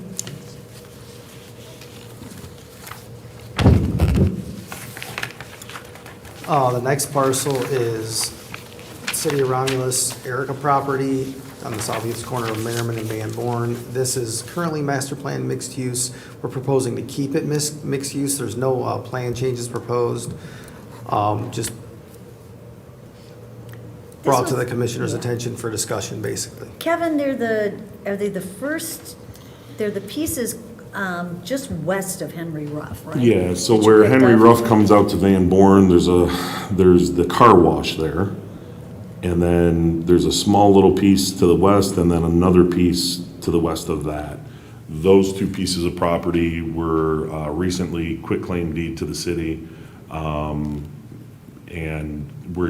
that'll be one of the locations that we're gonna be doing an RFP out for whether it's some mixed use or commercial up front, residential, behind type development. So it was something that I wanted to make sure Jeff and Carol were aware of, that we took that into our inventory and we're gonna be, acting on it fairly soon. So if we went in line with the current master plan, with these, some city properties are on there, not all on, we didn't want to put that green. We didn't want to designate ownership.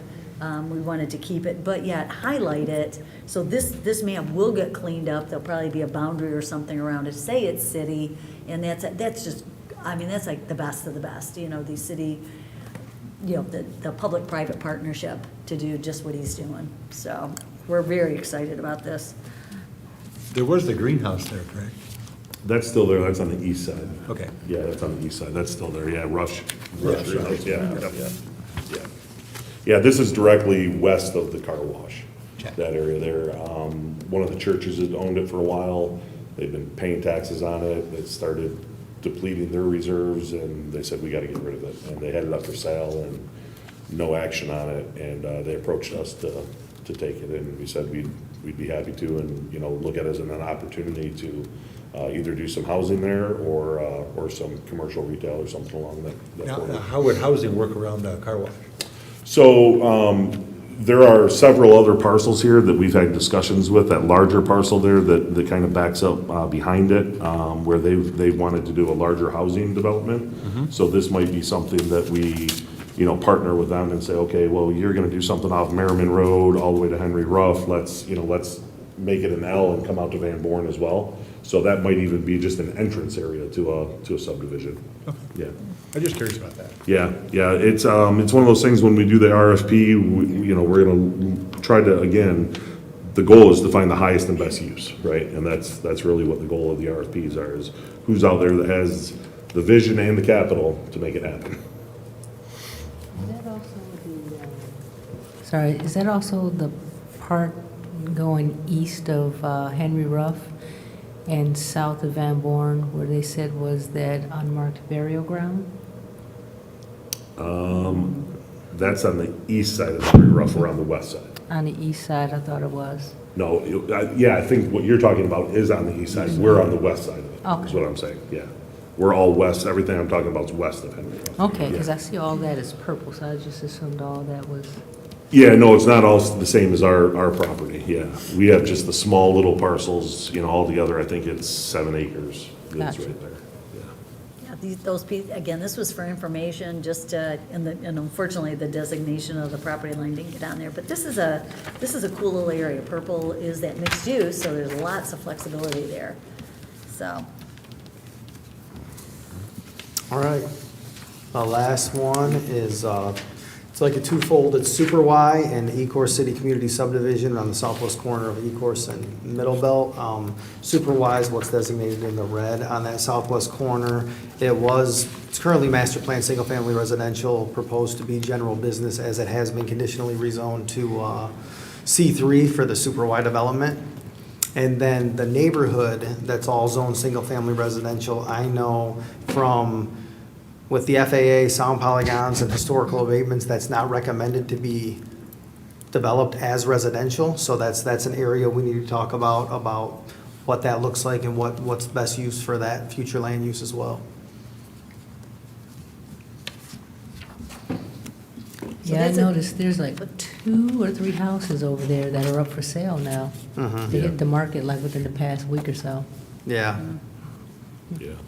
It's an interesting area, and I think there's gonna be a lot of things up in the air with that. There's still quite a few houses back there, even though the FAA's, kind of taking it off the table as an option for something as far as residential goes. I think I envision a couple different things potentially can happen. If you think to the south of this, it goes all the way down to Smith Road, right? So depending on what happens on the north side of Smith Road in between Middle Belt and Merriman, that potentially could continue to, whatever happens there, continue to go all the way through to Ecorse Road potentially. Or one of the things that we've been discussing through TIFA is how do we look at different corridors in the city and different nodes, right? And we've identified, obviously for years that both Middle Belt and Merriman are the two kind of funnels that go into the airport. So do we do a study at this intersection and say, can this be turned into a commercial shopping district or node or something along those lines where there may be, public benefit amenities with, just open air shopping or more of a developed mall where you can go and do something prior to or after picking up people from the airport or whatever. How can we turn that into a destination area, right? And it's just finding what happens first with that one. Is it the chicken or the egg? Does a larger development off Smith Road start developing and grow and something bigger? Or does the commercial portion of it take off and we see commercial retail resurgence, right? It's really hard to tell right now. Kind of in that flux with commercial retail right now and what's going on with it. So this was a perfect one to end with in that regard, in terms of our process. So Jerry, when you were asking earlier about what's happening with these individual ones, we right now don't need to decide this. We're not picking colors per se. And this one, as Kevin introduced, this one is gonna involve a lot of discussion. And it's okay that even if we got to the end of this process, we haven't come up with anything yet. It's just fine. It's good to put in there and put these things that when you don't know which comes first, or it's gonna depend on other things, that can all be addressed as part of your backup, in your plan. So that's why this stage right now is just us coming to you with some parcels that, some of them are kind of no-brainers, that we can change. Other ones are gonna be just like this one, gonna need could tie right into some other, intersection studies, shoot off and do a different study, and that's part of a master plan. There's that whole section way down the line of your kind of your implementation, your goals and your objectives, where you're saying, wow, we got talking about this, we need to do, another study. We've got some areas that, maybe we need to look at with the Baker Tilly study, adding them in to make sure that they're caught, that we do a little bit more on, so. So I have a question through the chair. So we talked about that piece that's going on the corner that's going to have the minor groceries in there, and you mentioned about that portion over there where those houses are will probably eventually become commercial or something. Possibly, yeah. But it's still residential currently. Yes. Okay, because my question was, if that does happen, are the residents over there, are they notified that zoning is changing in the homes as they sell them? This is just future land use. Well, that's what I'm So it's saying. not zoning, but yes. In the we- future, we if out of they actually does courtesy, happen. Anytime we start designating or changing designations, like with the schools, they actually are part of this notification. They already got the notice of intent. They know we're doing this. I don't know, Kevin, are you the one do you talk with them? I don't know who. It depends on what the topic is, right? Right, So I but have I'm communication guessing- on some I'm things, guessing, but yeah. Yes, in our next step Yeah. of this, because the schools are the big property owner and, working with them, letting them know what changes are coming. But yeah, certainly if it's a private owner, yeah, we ought to courtesy notify. Okay. Thank you. But any rezoning would be public Oh. hearings, notifications, everybody would know beforehand. And there will be public hearings on this. Yeah. Yeah. Once this distribution period's over, and once we do some more work, then planning commission will send it out for distribution. Once comments come back, we take any comments along with everything else we've been doing in between, back to planning commission, and when we're ready, we schedule a public hearing. So before this goes, then we have a public hearing on it, then you make an actual recommendation on some new color like this, it'll look more like this because they're individual pieces. That then will go to city council with a recommendation for their final approval. So we're a community with the two-step approval process. You approve and then send it off to city council for approval. Through the chair, I'd like to make just a couple of points, things I've been seeing as I go through this. So, is that me? Currently on these maps, you're showing the road that doesn't exist going between the gravel pits up to Wayne Road. Bisecting Henry Road. Oh, yeah, this is actually, Kevin, when you brought up about your fire station in that area down there, this master plan is on an old base. So these parcel lines, like where our zoning map and all our other maps get updated as properties change. but This is that- that whole Metro World Center where But there that was road some, does not exist. some right, well, it's right away. It's a It's not paper road. Okay, It's that's the paper answer road. I guess Yeah, what I'm looking yeah, for. yeah. Yeah. All right. But some of that stuff, not necessarily up there, but there's some other areas where some of the property lines, oh, I know where it is, it's Vinoy. It's over here in the regional center area, that was vacated, for development. So some of those aren't totally, Just, because it'll come up.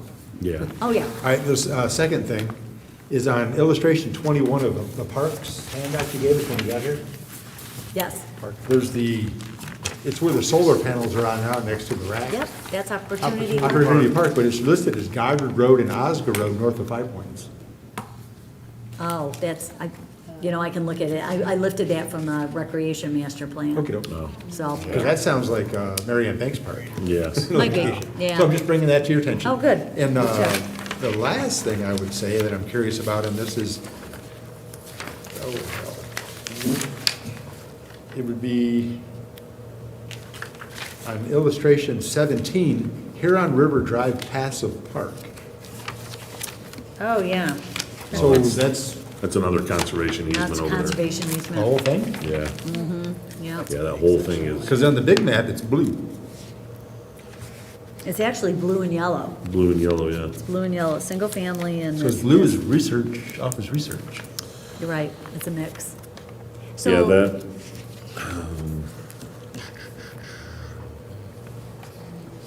Kevin, wasn't that part of that lawsuit? yeah, it was. Yeah, That's the first time I've ever heard anything about this. yeah, that whole, there's a big chunk down there that's all conservation easement. I get calls on it all the time, like, city wanna sell this? And I'm like, I'll sell it to you, but you can't do anything on it. Yeah, so one of the things, Kevin, and that's actually very helpful to know, John Enos and I talked about going another level, and I said, I think there's more than just the Ashton Capital property with conservation easement. Yeah, there There's is. this one, the Curry property up, and there's, Julie assured me when she gets back from vacation, we'll identify them, but that's and that helps then when you are getting calls. Yeah. People that know these tools that we have will look at it and go, shoot, it's conservation easement. Yeah, and a lot of people will just search online, they'll find a map and they'll start looking at a map and they see public, so I get phone calls all the time, Yeah. and like, the schools are a great example, Yeah. like, they're marked as public, and they're like, can I buy this piece of property? We're like, there's a school on there. So would that Huron Valley Passive Park be, in this new master plan come up, listed as conservation easement? It Just to could. That's stop all what the we're phone thinking calls? about doing Be is nice. when we were trying to get, our map is one of the most colorful and difficult, with small properties and so many, it is a hard one to work with. And so when we were working with Carlisle Wortman and trying to distinguish, it's like, guys, there's no way you can go with another color. It's gonna confuse because that property's all ownership. So I said, throw some hashes on, and they came up with a good job by putting them in this light green. Yeah, I that said, oh, works. I kinda like that. And that could be then, they did add it to the bottom, under conservation easement, and then we just do the, associated narrative, that goes in the plan, so. Well, thank you for Yeah, answering all those questions. David, question through the chair.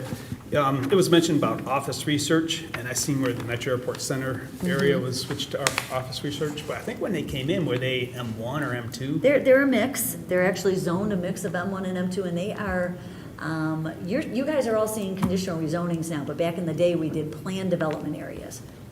Basically, it's a PUD. PDA. And that's a planned development area. Condominium, is the, kind of the way it was all divided up.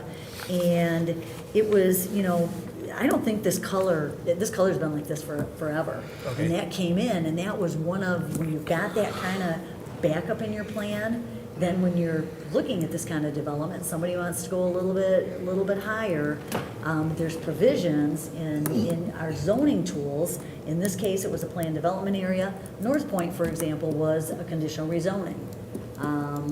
If this property that we're talking about now, if that designation does get changed to, the change for that area, the tower property, I think we're calling it, expanding the regional business, which again, regional business versus regional center, master plan versus zoning, what you call it, that is what we've called the Vining Road Development Area.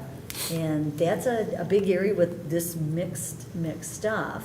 What we would do is if there was some request for any of that industrial, say it's similar to what's there now, you did it as a conditional rezoning at the time, the development district translated into the overlay district zoning, and the warehouse uses weren't allowed.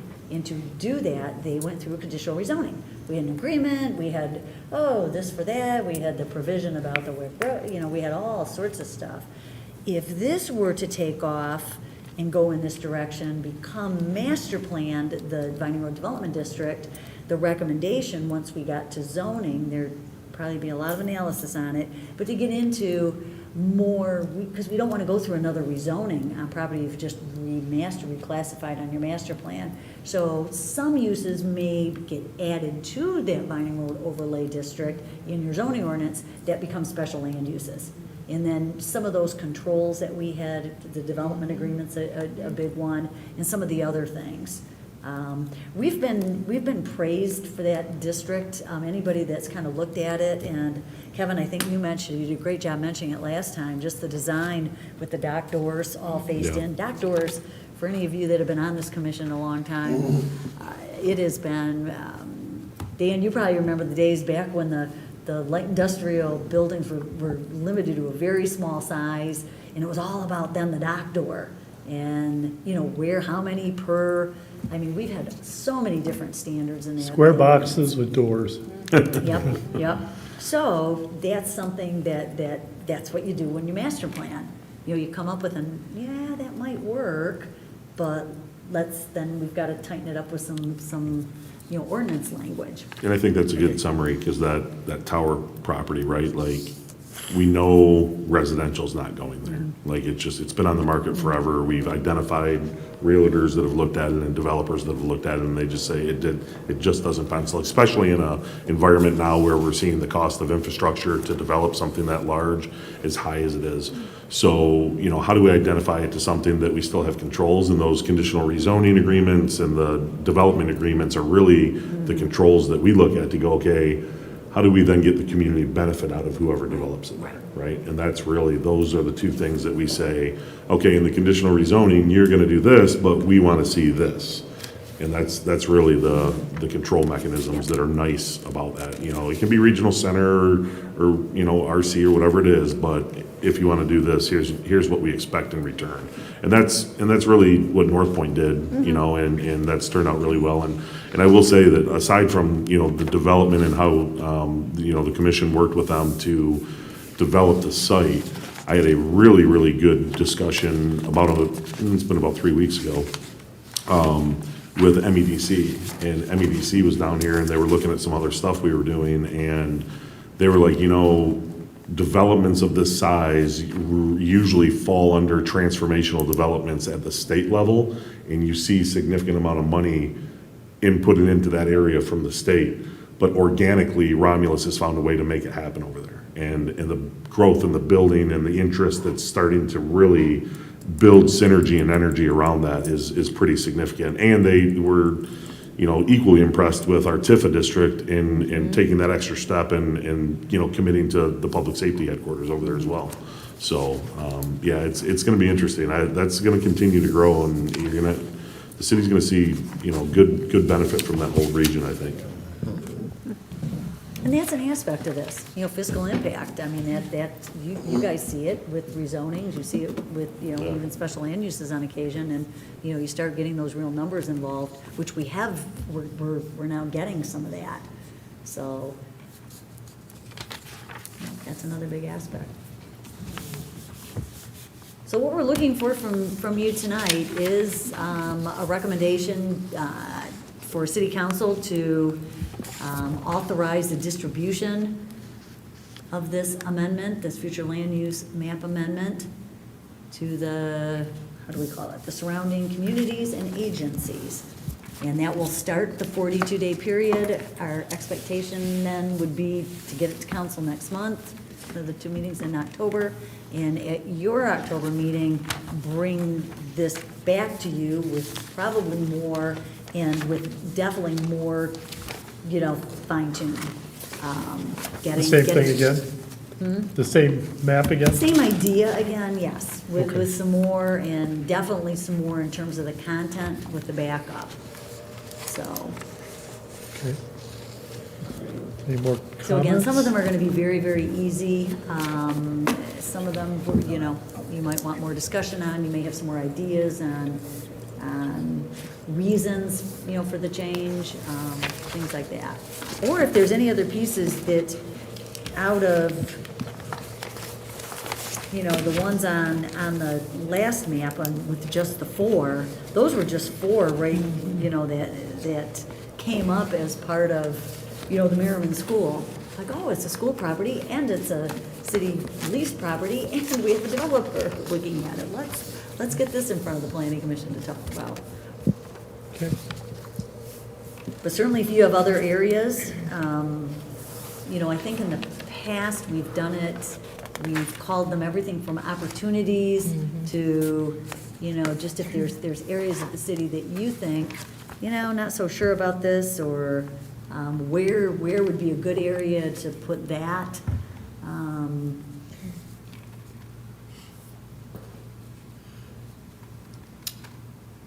We're ready to listen, so.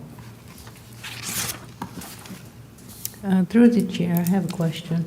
Yes. So on Beverly, just east of Wayne, that old school, Burton. yeah, The old Burton Center. yeah, what's happening with it? It's been going through a lot over the That years. guy, It was purchased and then it was sold at auction. And the person who purchased it at auction, I know, came in, saw us, came in and yeah. to planning and building, and had, some ideas, and then I haven't heard anything else since then. And the last I've heard from them was they're still looking for, they had a lot of different ideas for like training facility and different things, and still looking for funding, I think, from the state level, still working on that. But I know they had got in there and cleaned it up pretty substantially. They did do some cleanup, yeah. Yep, and, but yeah, I have not heard anything, and Is that the Lorena Burton Yeah. building? Yes. Yep. Yeah. We've got it designated in this, that's down here in this purple area. God, I gotta look at these lines better. But that's one that, you know what, let's pull that one out. Because that one's one we're gonna need to be talking about, particularly if Yeah. somebody's got. Carol, what about also the old Corey Elementary?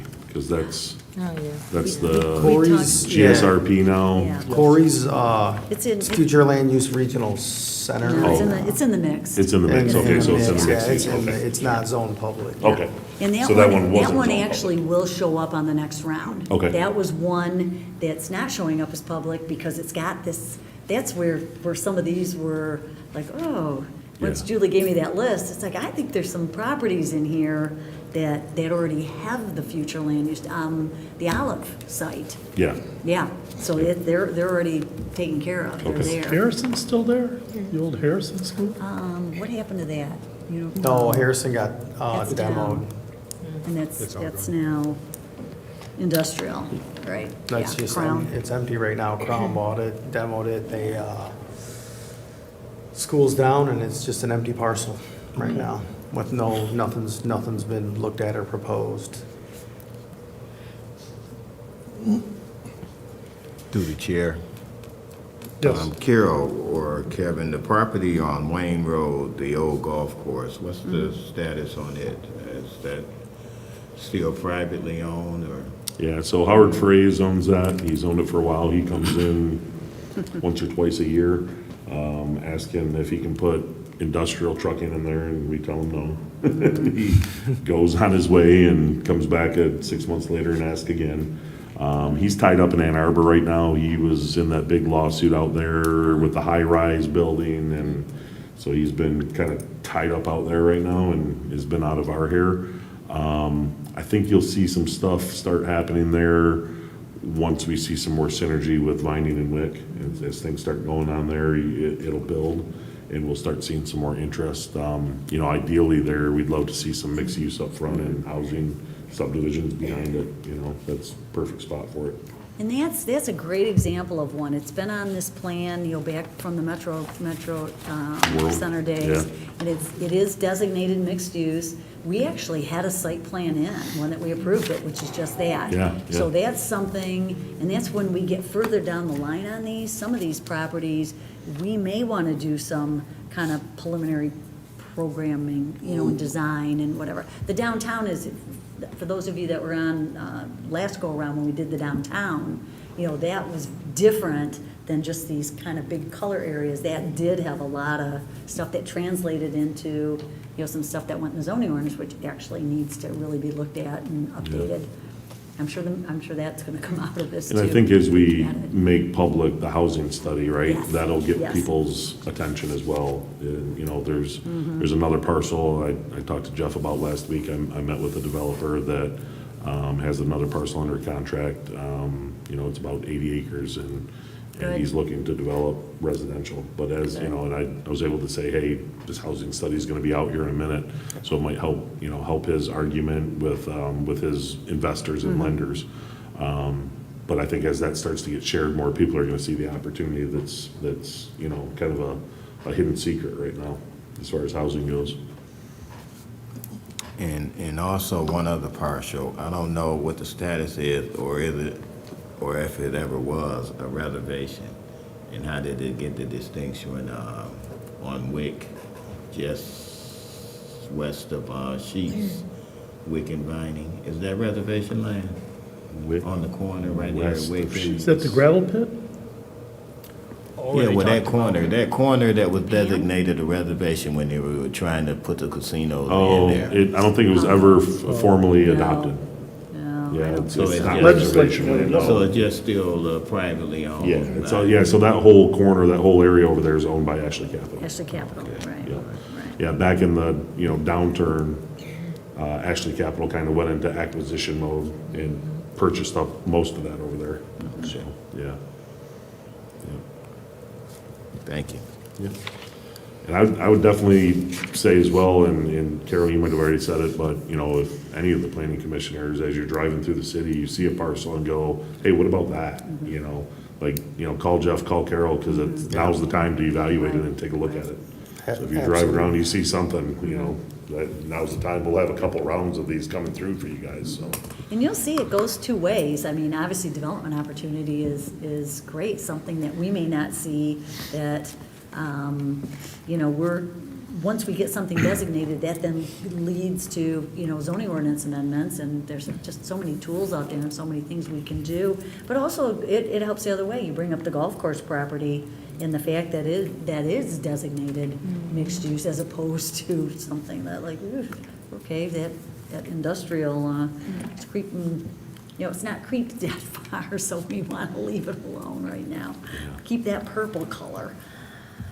And before we move forward, and our downtown area, I mean, are we designating our so-called downtown area downtown, or are we going to try to develop another area for what we call a downtown area? Is that part of our master plan? So that really, I mean, as far as the master plan, I think downtown's downtown, right? Like, it's always gonna be Yep, our yep. historical downtown. Yep. As we further build out the hotel district and entertainment district, I don't necessarily think it's gonna be called a downtown, but it's gonna be another node in the city that's designated for activity specific to that area, right? I think, I kind of say that, again, I'll reiterate what I said earlier, that we know Merriman Road and Middle Belt are the funnels into the airport. And really, what we're doing with Tifa with Vining Road, right, and the branding on Vining Road and identifying that. So I really see that as the welcome sign to Romulus. And when you get off there at Vining, you're either gonna go north into the entertainment and hotel district and commercialized district, or you're gonna head south down into, the downtown district and kind of be in Romulus proper, per se. So, I think they're gonna take on their own flavor and feel as they build out, and you're gonna see, downtown, hopefully with what Jerry's doing and the direction he's going with the revitalization plan for downtown. He's got a lot of stuff going and good momentum down there, and what we've been able to do with the Small Business Administration grants for small businesses. He'll continue to work on that, and then, we're still going after everything we can up in that hotel district and really making sure that we clean that up, and, the movement we've made with Cooper Hotels and getting rid of the roadway and bringing in new stuff there. The North Point development along Wick Road will continue to grow and take care of that. So I think that, again, there'll be separate nodes of entertainment and activity based on, what we want there. And on top of that, I kind of believe that we should be trying to help develop that a little bit more into an entertainment area, because I mean, that's where the entertainment is. We only have the, Eagle Alley, Eagle Alley? Eagle Alley, and then we have the brewery, and of course, the landing strip. So, I mean, entertainment is there already, just bring in more. Yeah, and we've had, even up until as recent as this afternoon, I had two individuals in a meeting this afternoon about some additional activity in the downtown district, so. Yeah. It's building, we're seeing the interest. Good. Thank you. We ready to move? Motion? Yep, I'd like to make a motion. Mr. Krova? I'd like to make a motion to recommend to City Council to authorize the distribution of the future land use map to the surrounding community and agencies and start to the required 42-day municipal and agency review period to commence. Support. Motion by Mr. Krova, supported by Ms. Jimison, to recommend to City Council to authorize the distribution of the future land use map amendments to allow the required 42-day municipal and agency review period to commence. Any discussion? Roll call, Mr. Krova, Yes? Ms. Jimison, Yes. Mr. Frederick, Yes. Mr. Long, Yes. Ms. Roscoe, Yes. Mr. Boboade. Yes. I vote yes, motion carries. Great. All right, next item, we have no new business. Number 9, PC cases involving advice and input from the planning commission. Nothing? Okay. Just got a whole bunch of that. Yeah, we did a few of those. You did a good job on what you gave us. 10, reports of interest designation. Ms. Roscoe? I have a few things tonight. The first one is the mayor's holding his One Romulus meeting tomorrow night, and that is going to be It's Tuesday, of course, September 16th, and it's at 6 PM, and it's at Wick Elementary School. And just inviting everybody to come out and ask your questions. He's there to answer them, and usually there's a lot of other administration people there that can help answer those questions that you may have. And then there's usually some of us council people that are able to get there. And so just come on out and ask your questions, and again, that is at Wick School, and at 6 o'clock tomorrow night. And then, the other thing I want to make note of before I go into, our Pumpkin Festival this weekend is the following weekend, Thursday, September 25th, through Sunday, September 28th, is a citywide garage sale. And the clerk's office asks you to please, even though this is your free weekend to do this, to call and register. Get your name on the, not so much your name, your address on the list, so people know where your garage sale, where the garage sales are. It's always helpful. If you got more questions, you can call the clerk's office at 734-942-7540. And then, of course, the rain dates will be that following weekend. But there's applications online, so you don't necessarily have to come on in. Just go on the website and go underneath the clerk's information. And then, of course, we've got Pumpkin Festival this weekend, Parade of Lights.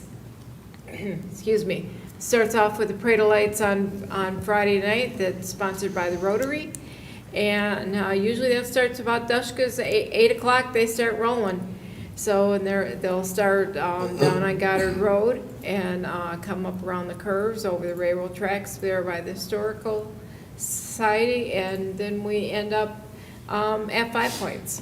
So come out early. There's usually some vendors and a few things going on down there by the Historical Park on Friday night. And again, that Friday, Saturday, Sunday, Pumpkin Festival, things are going on all weekend long. So the first thing you don't want to miss is pancake breakfast on Saturday morning.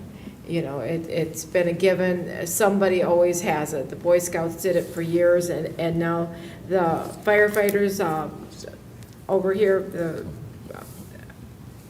in public safety does the pancake breakfast, and they start at 8 o'clock. 8 o'clock to 10:30.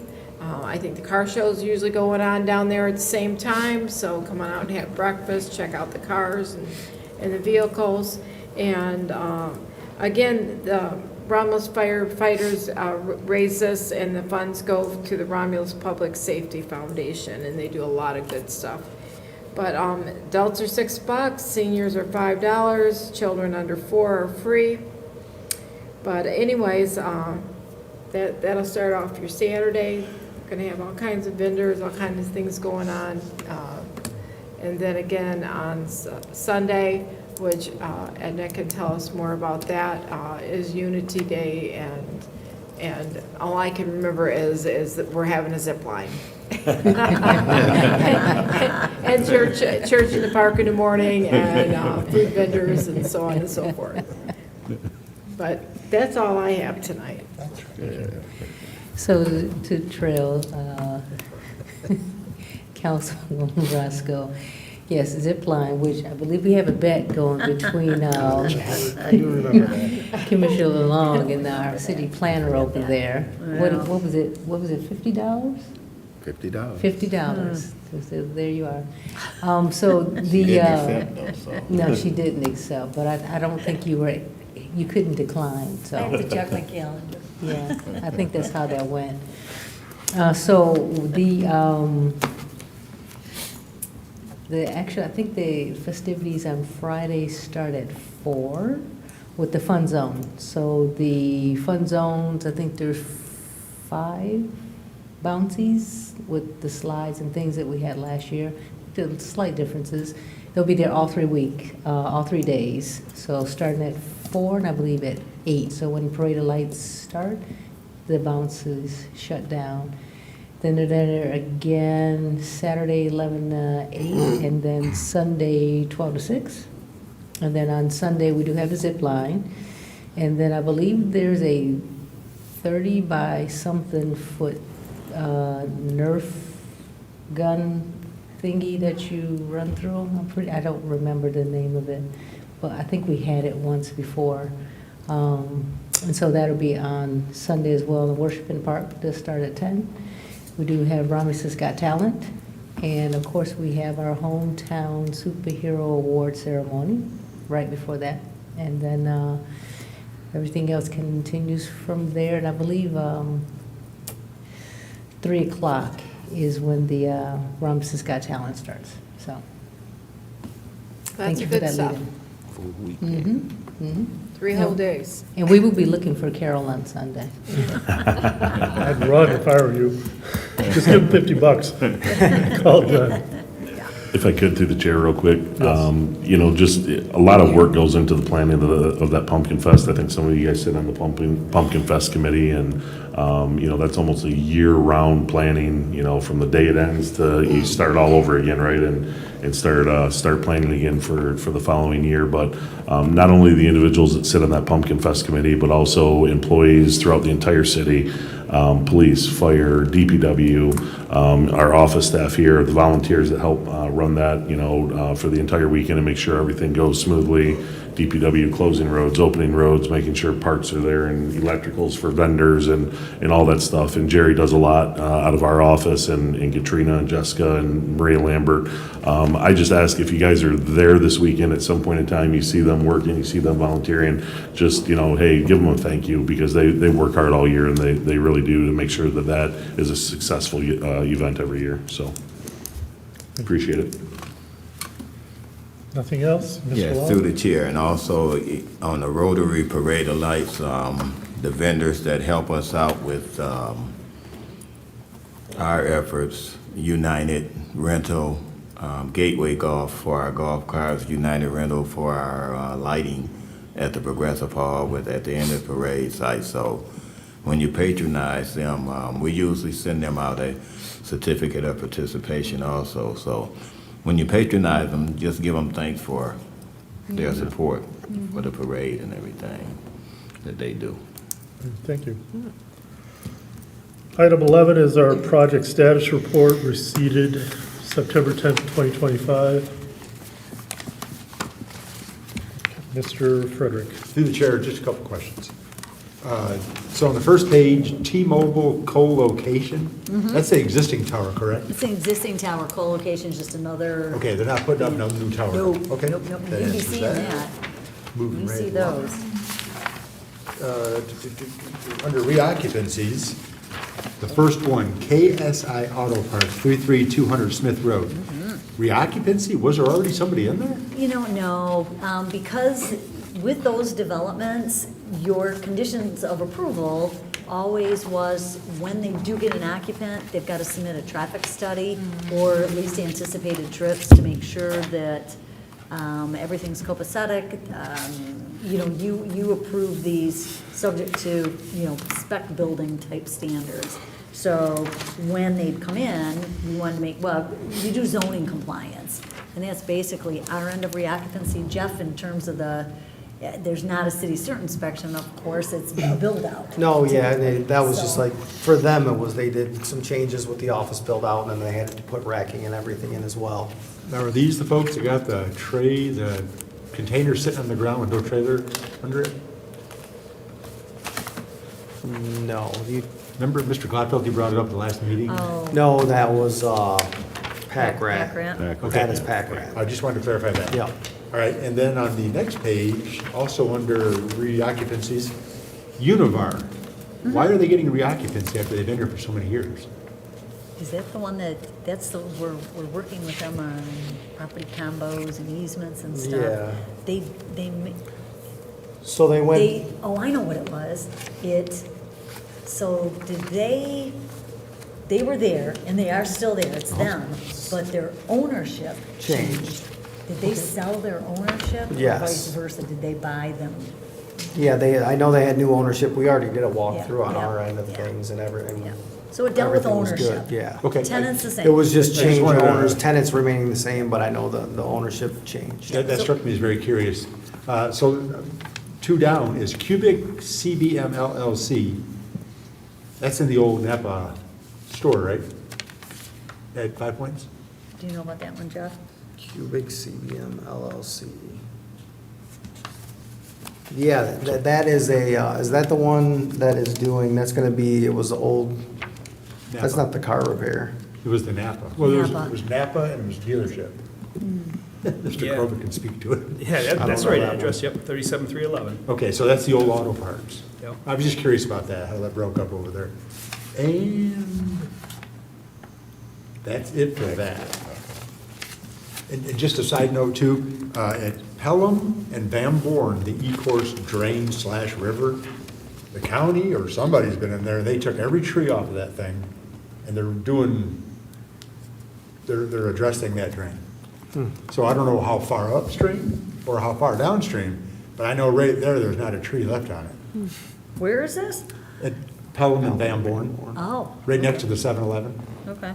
So so I can speak to that a little bit. So the county is reallocating some funds, and there's been a little bit of a change in the legislation as far as how much money they can spend on maintenance per mile. And they're going after some federal funds along with DCC, or in conjunction with DCC, to address some of the unattended to drains that have gone for years without being touched, right? Decades. And it is pretty drastic when you look at it. So I live over right on the Lincoln Park Wyandotte border, and Council Park is over there, and the drain runs right through there into, E-course and then into the Detroit River. And they came through and they just strip it. It's stripped down, right? And they get rid of all that overgrowth out of there.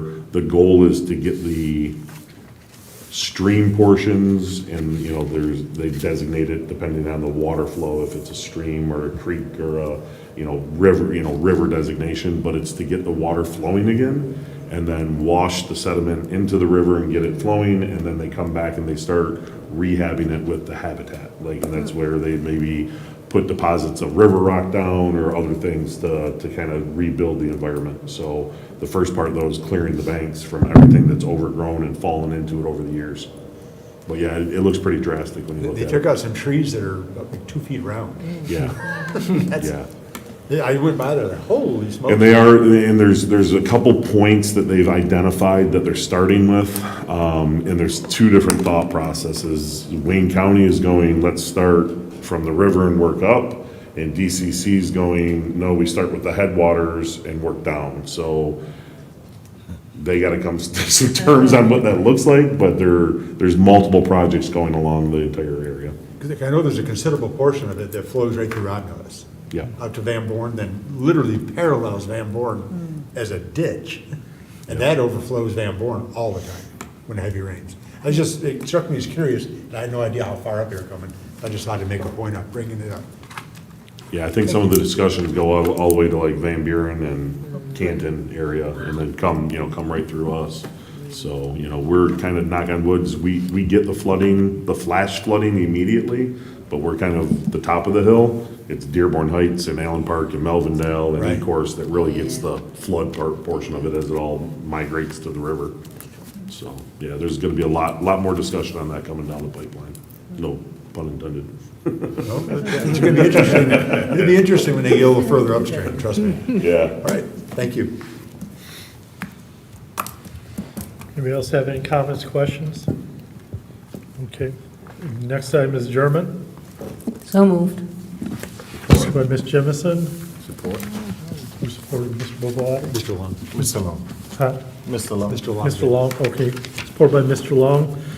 Discussion, roll call. Ms. Jemison? Yes. Mr. Long? Yes. Ms. Roscoe? Yes. Mr. Krova? Yes? Mr. Boboade? Yes. Mr. Frederick, did I get you? Yes. And I vote Yes. yes. Motion, this meeting's adjourned.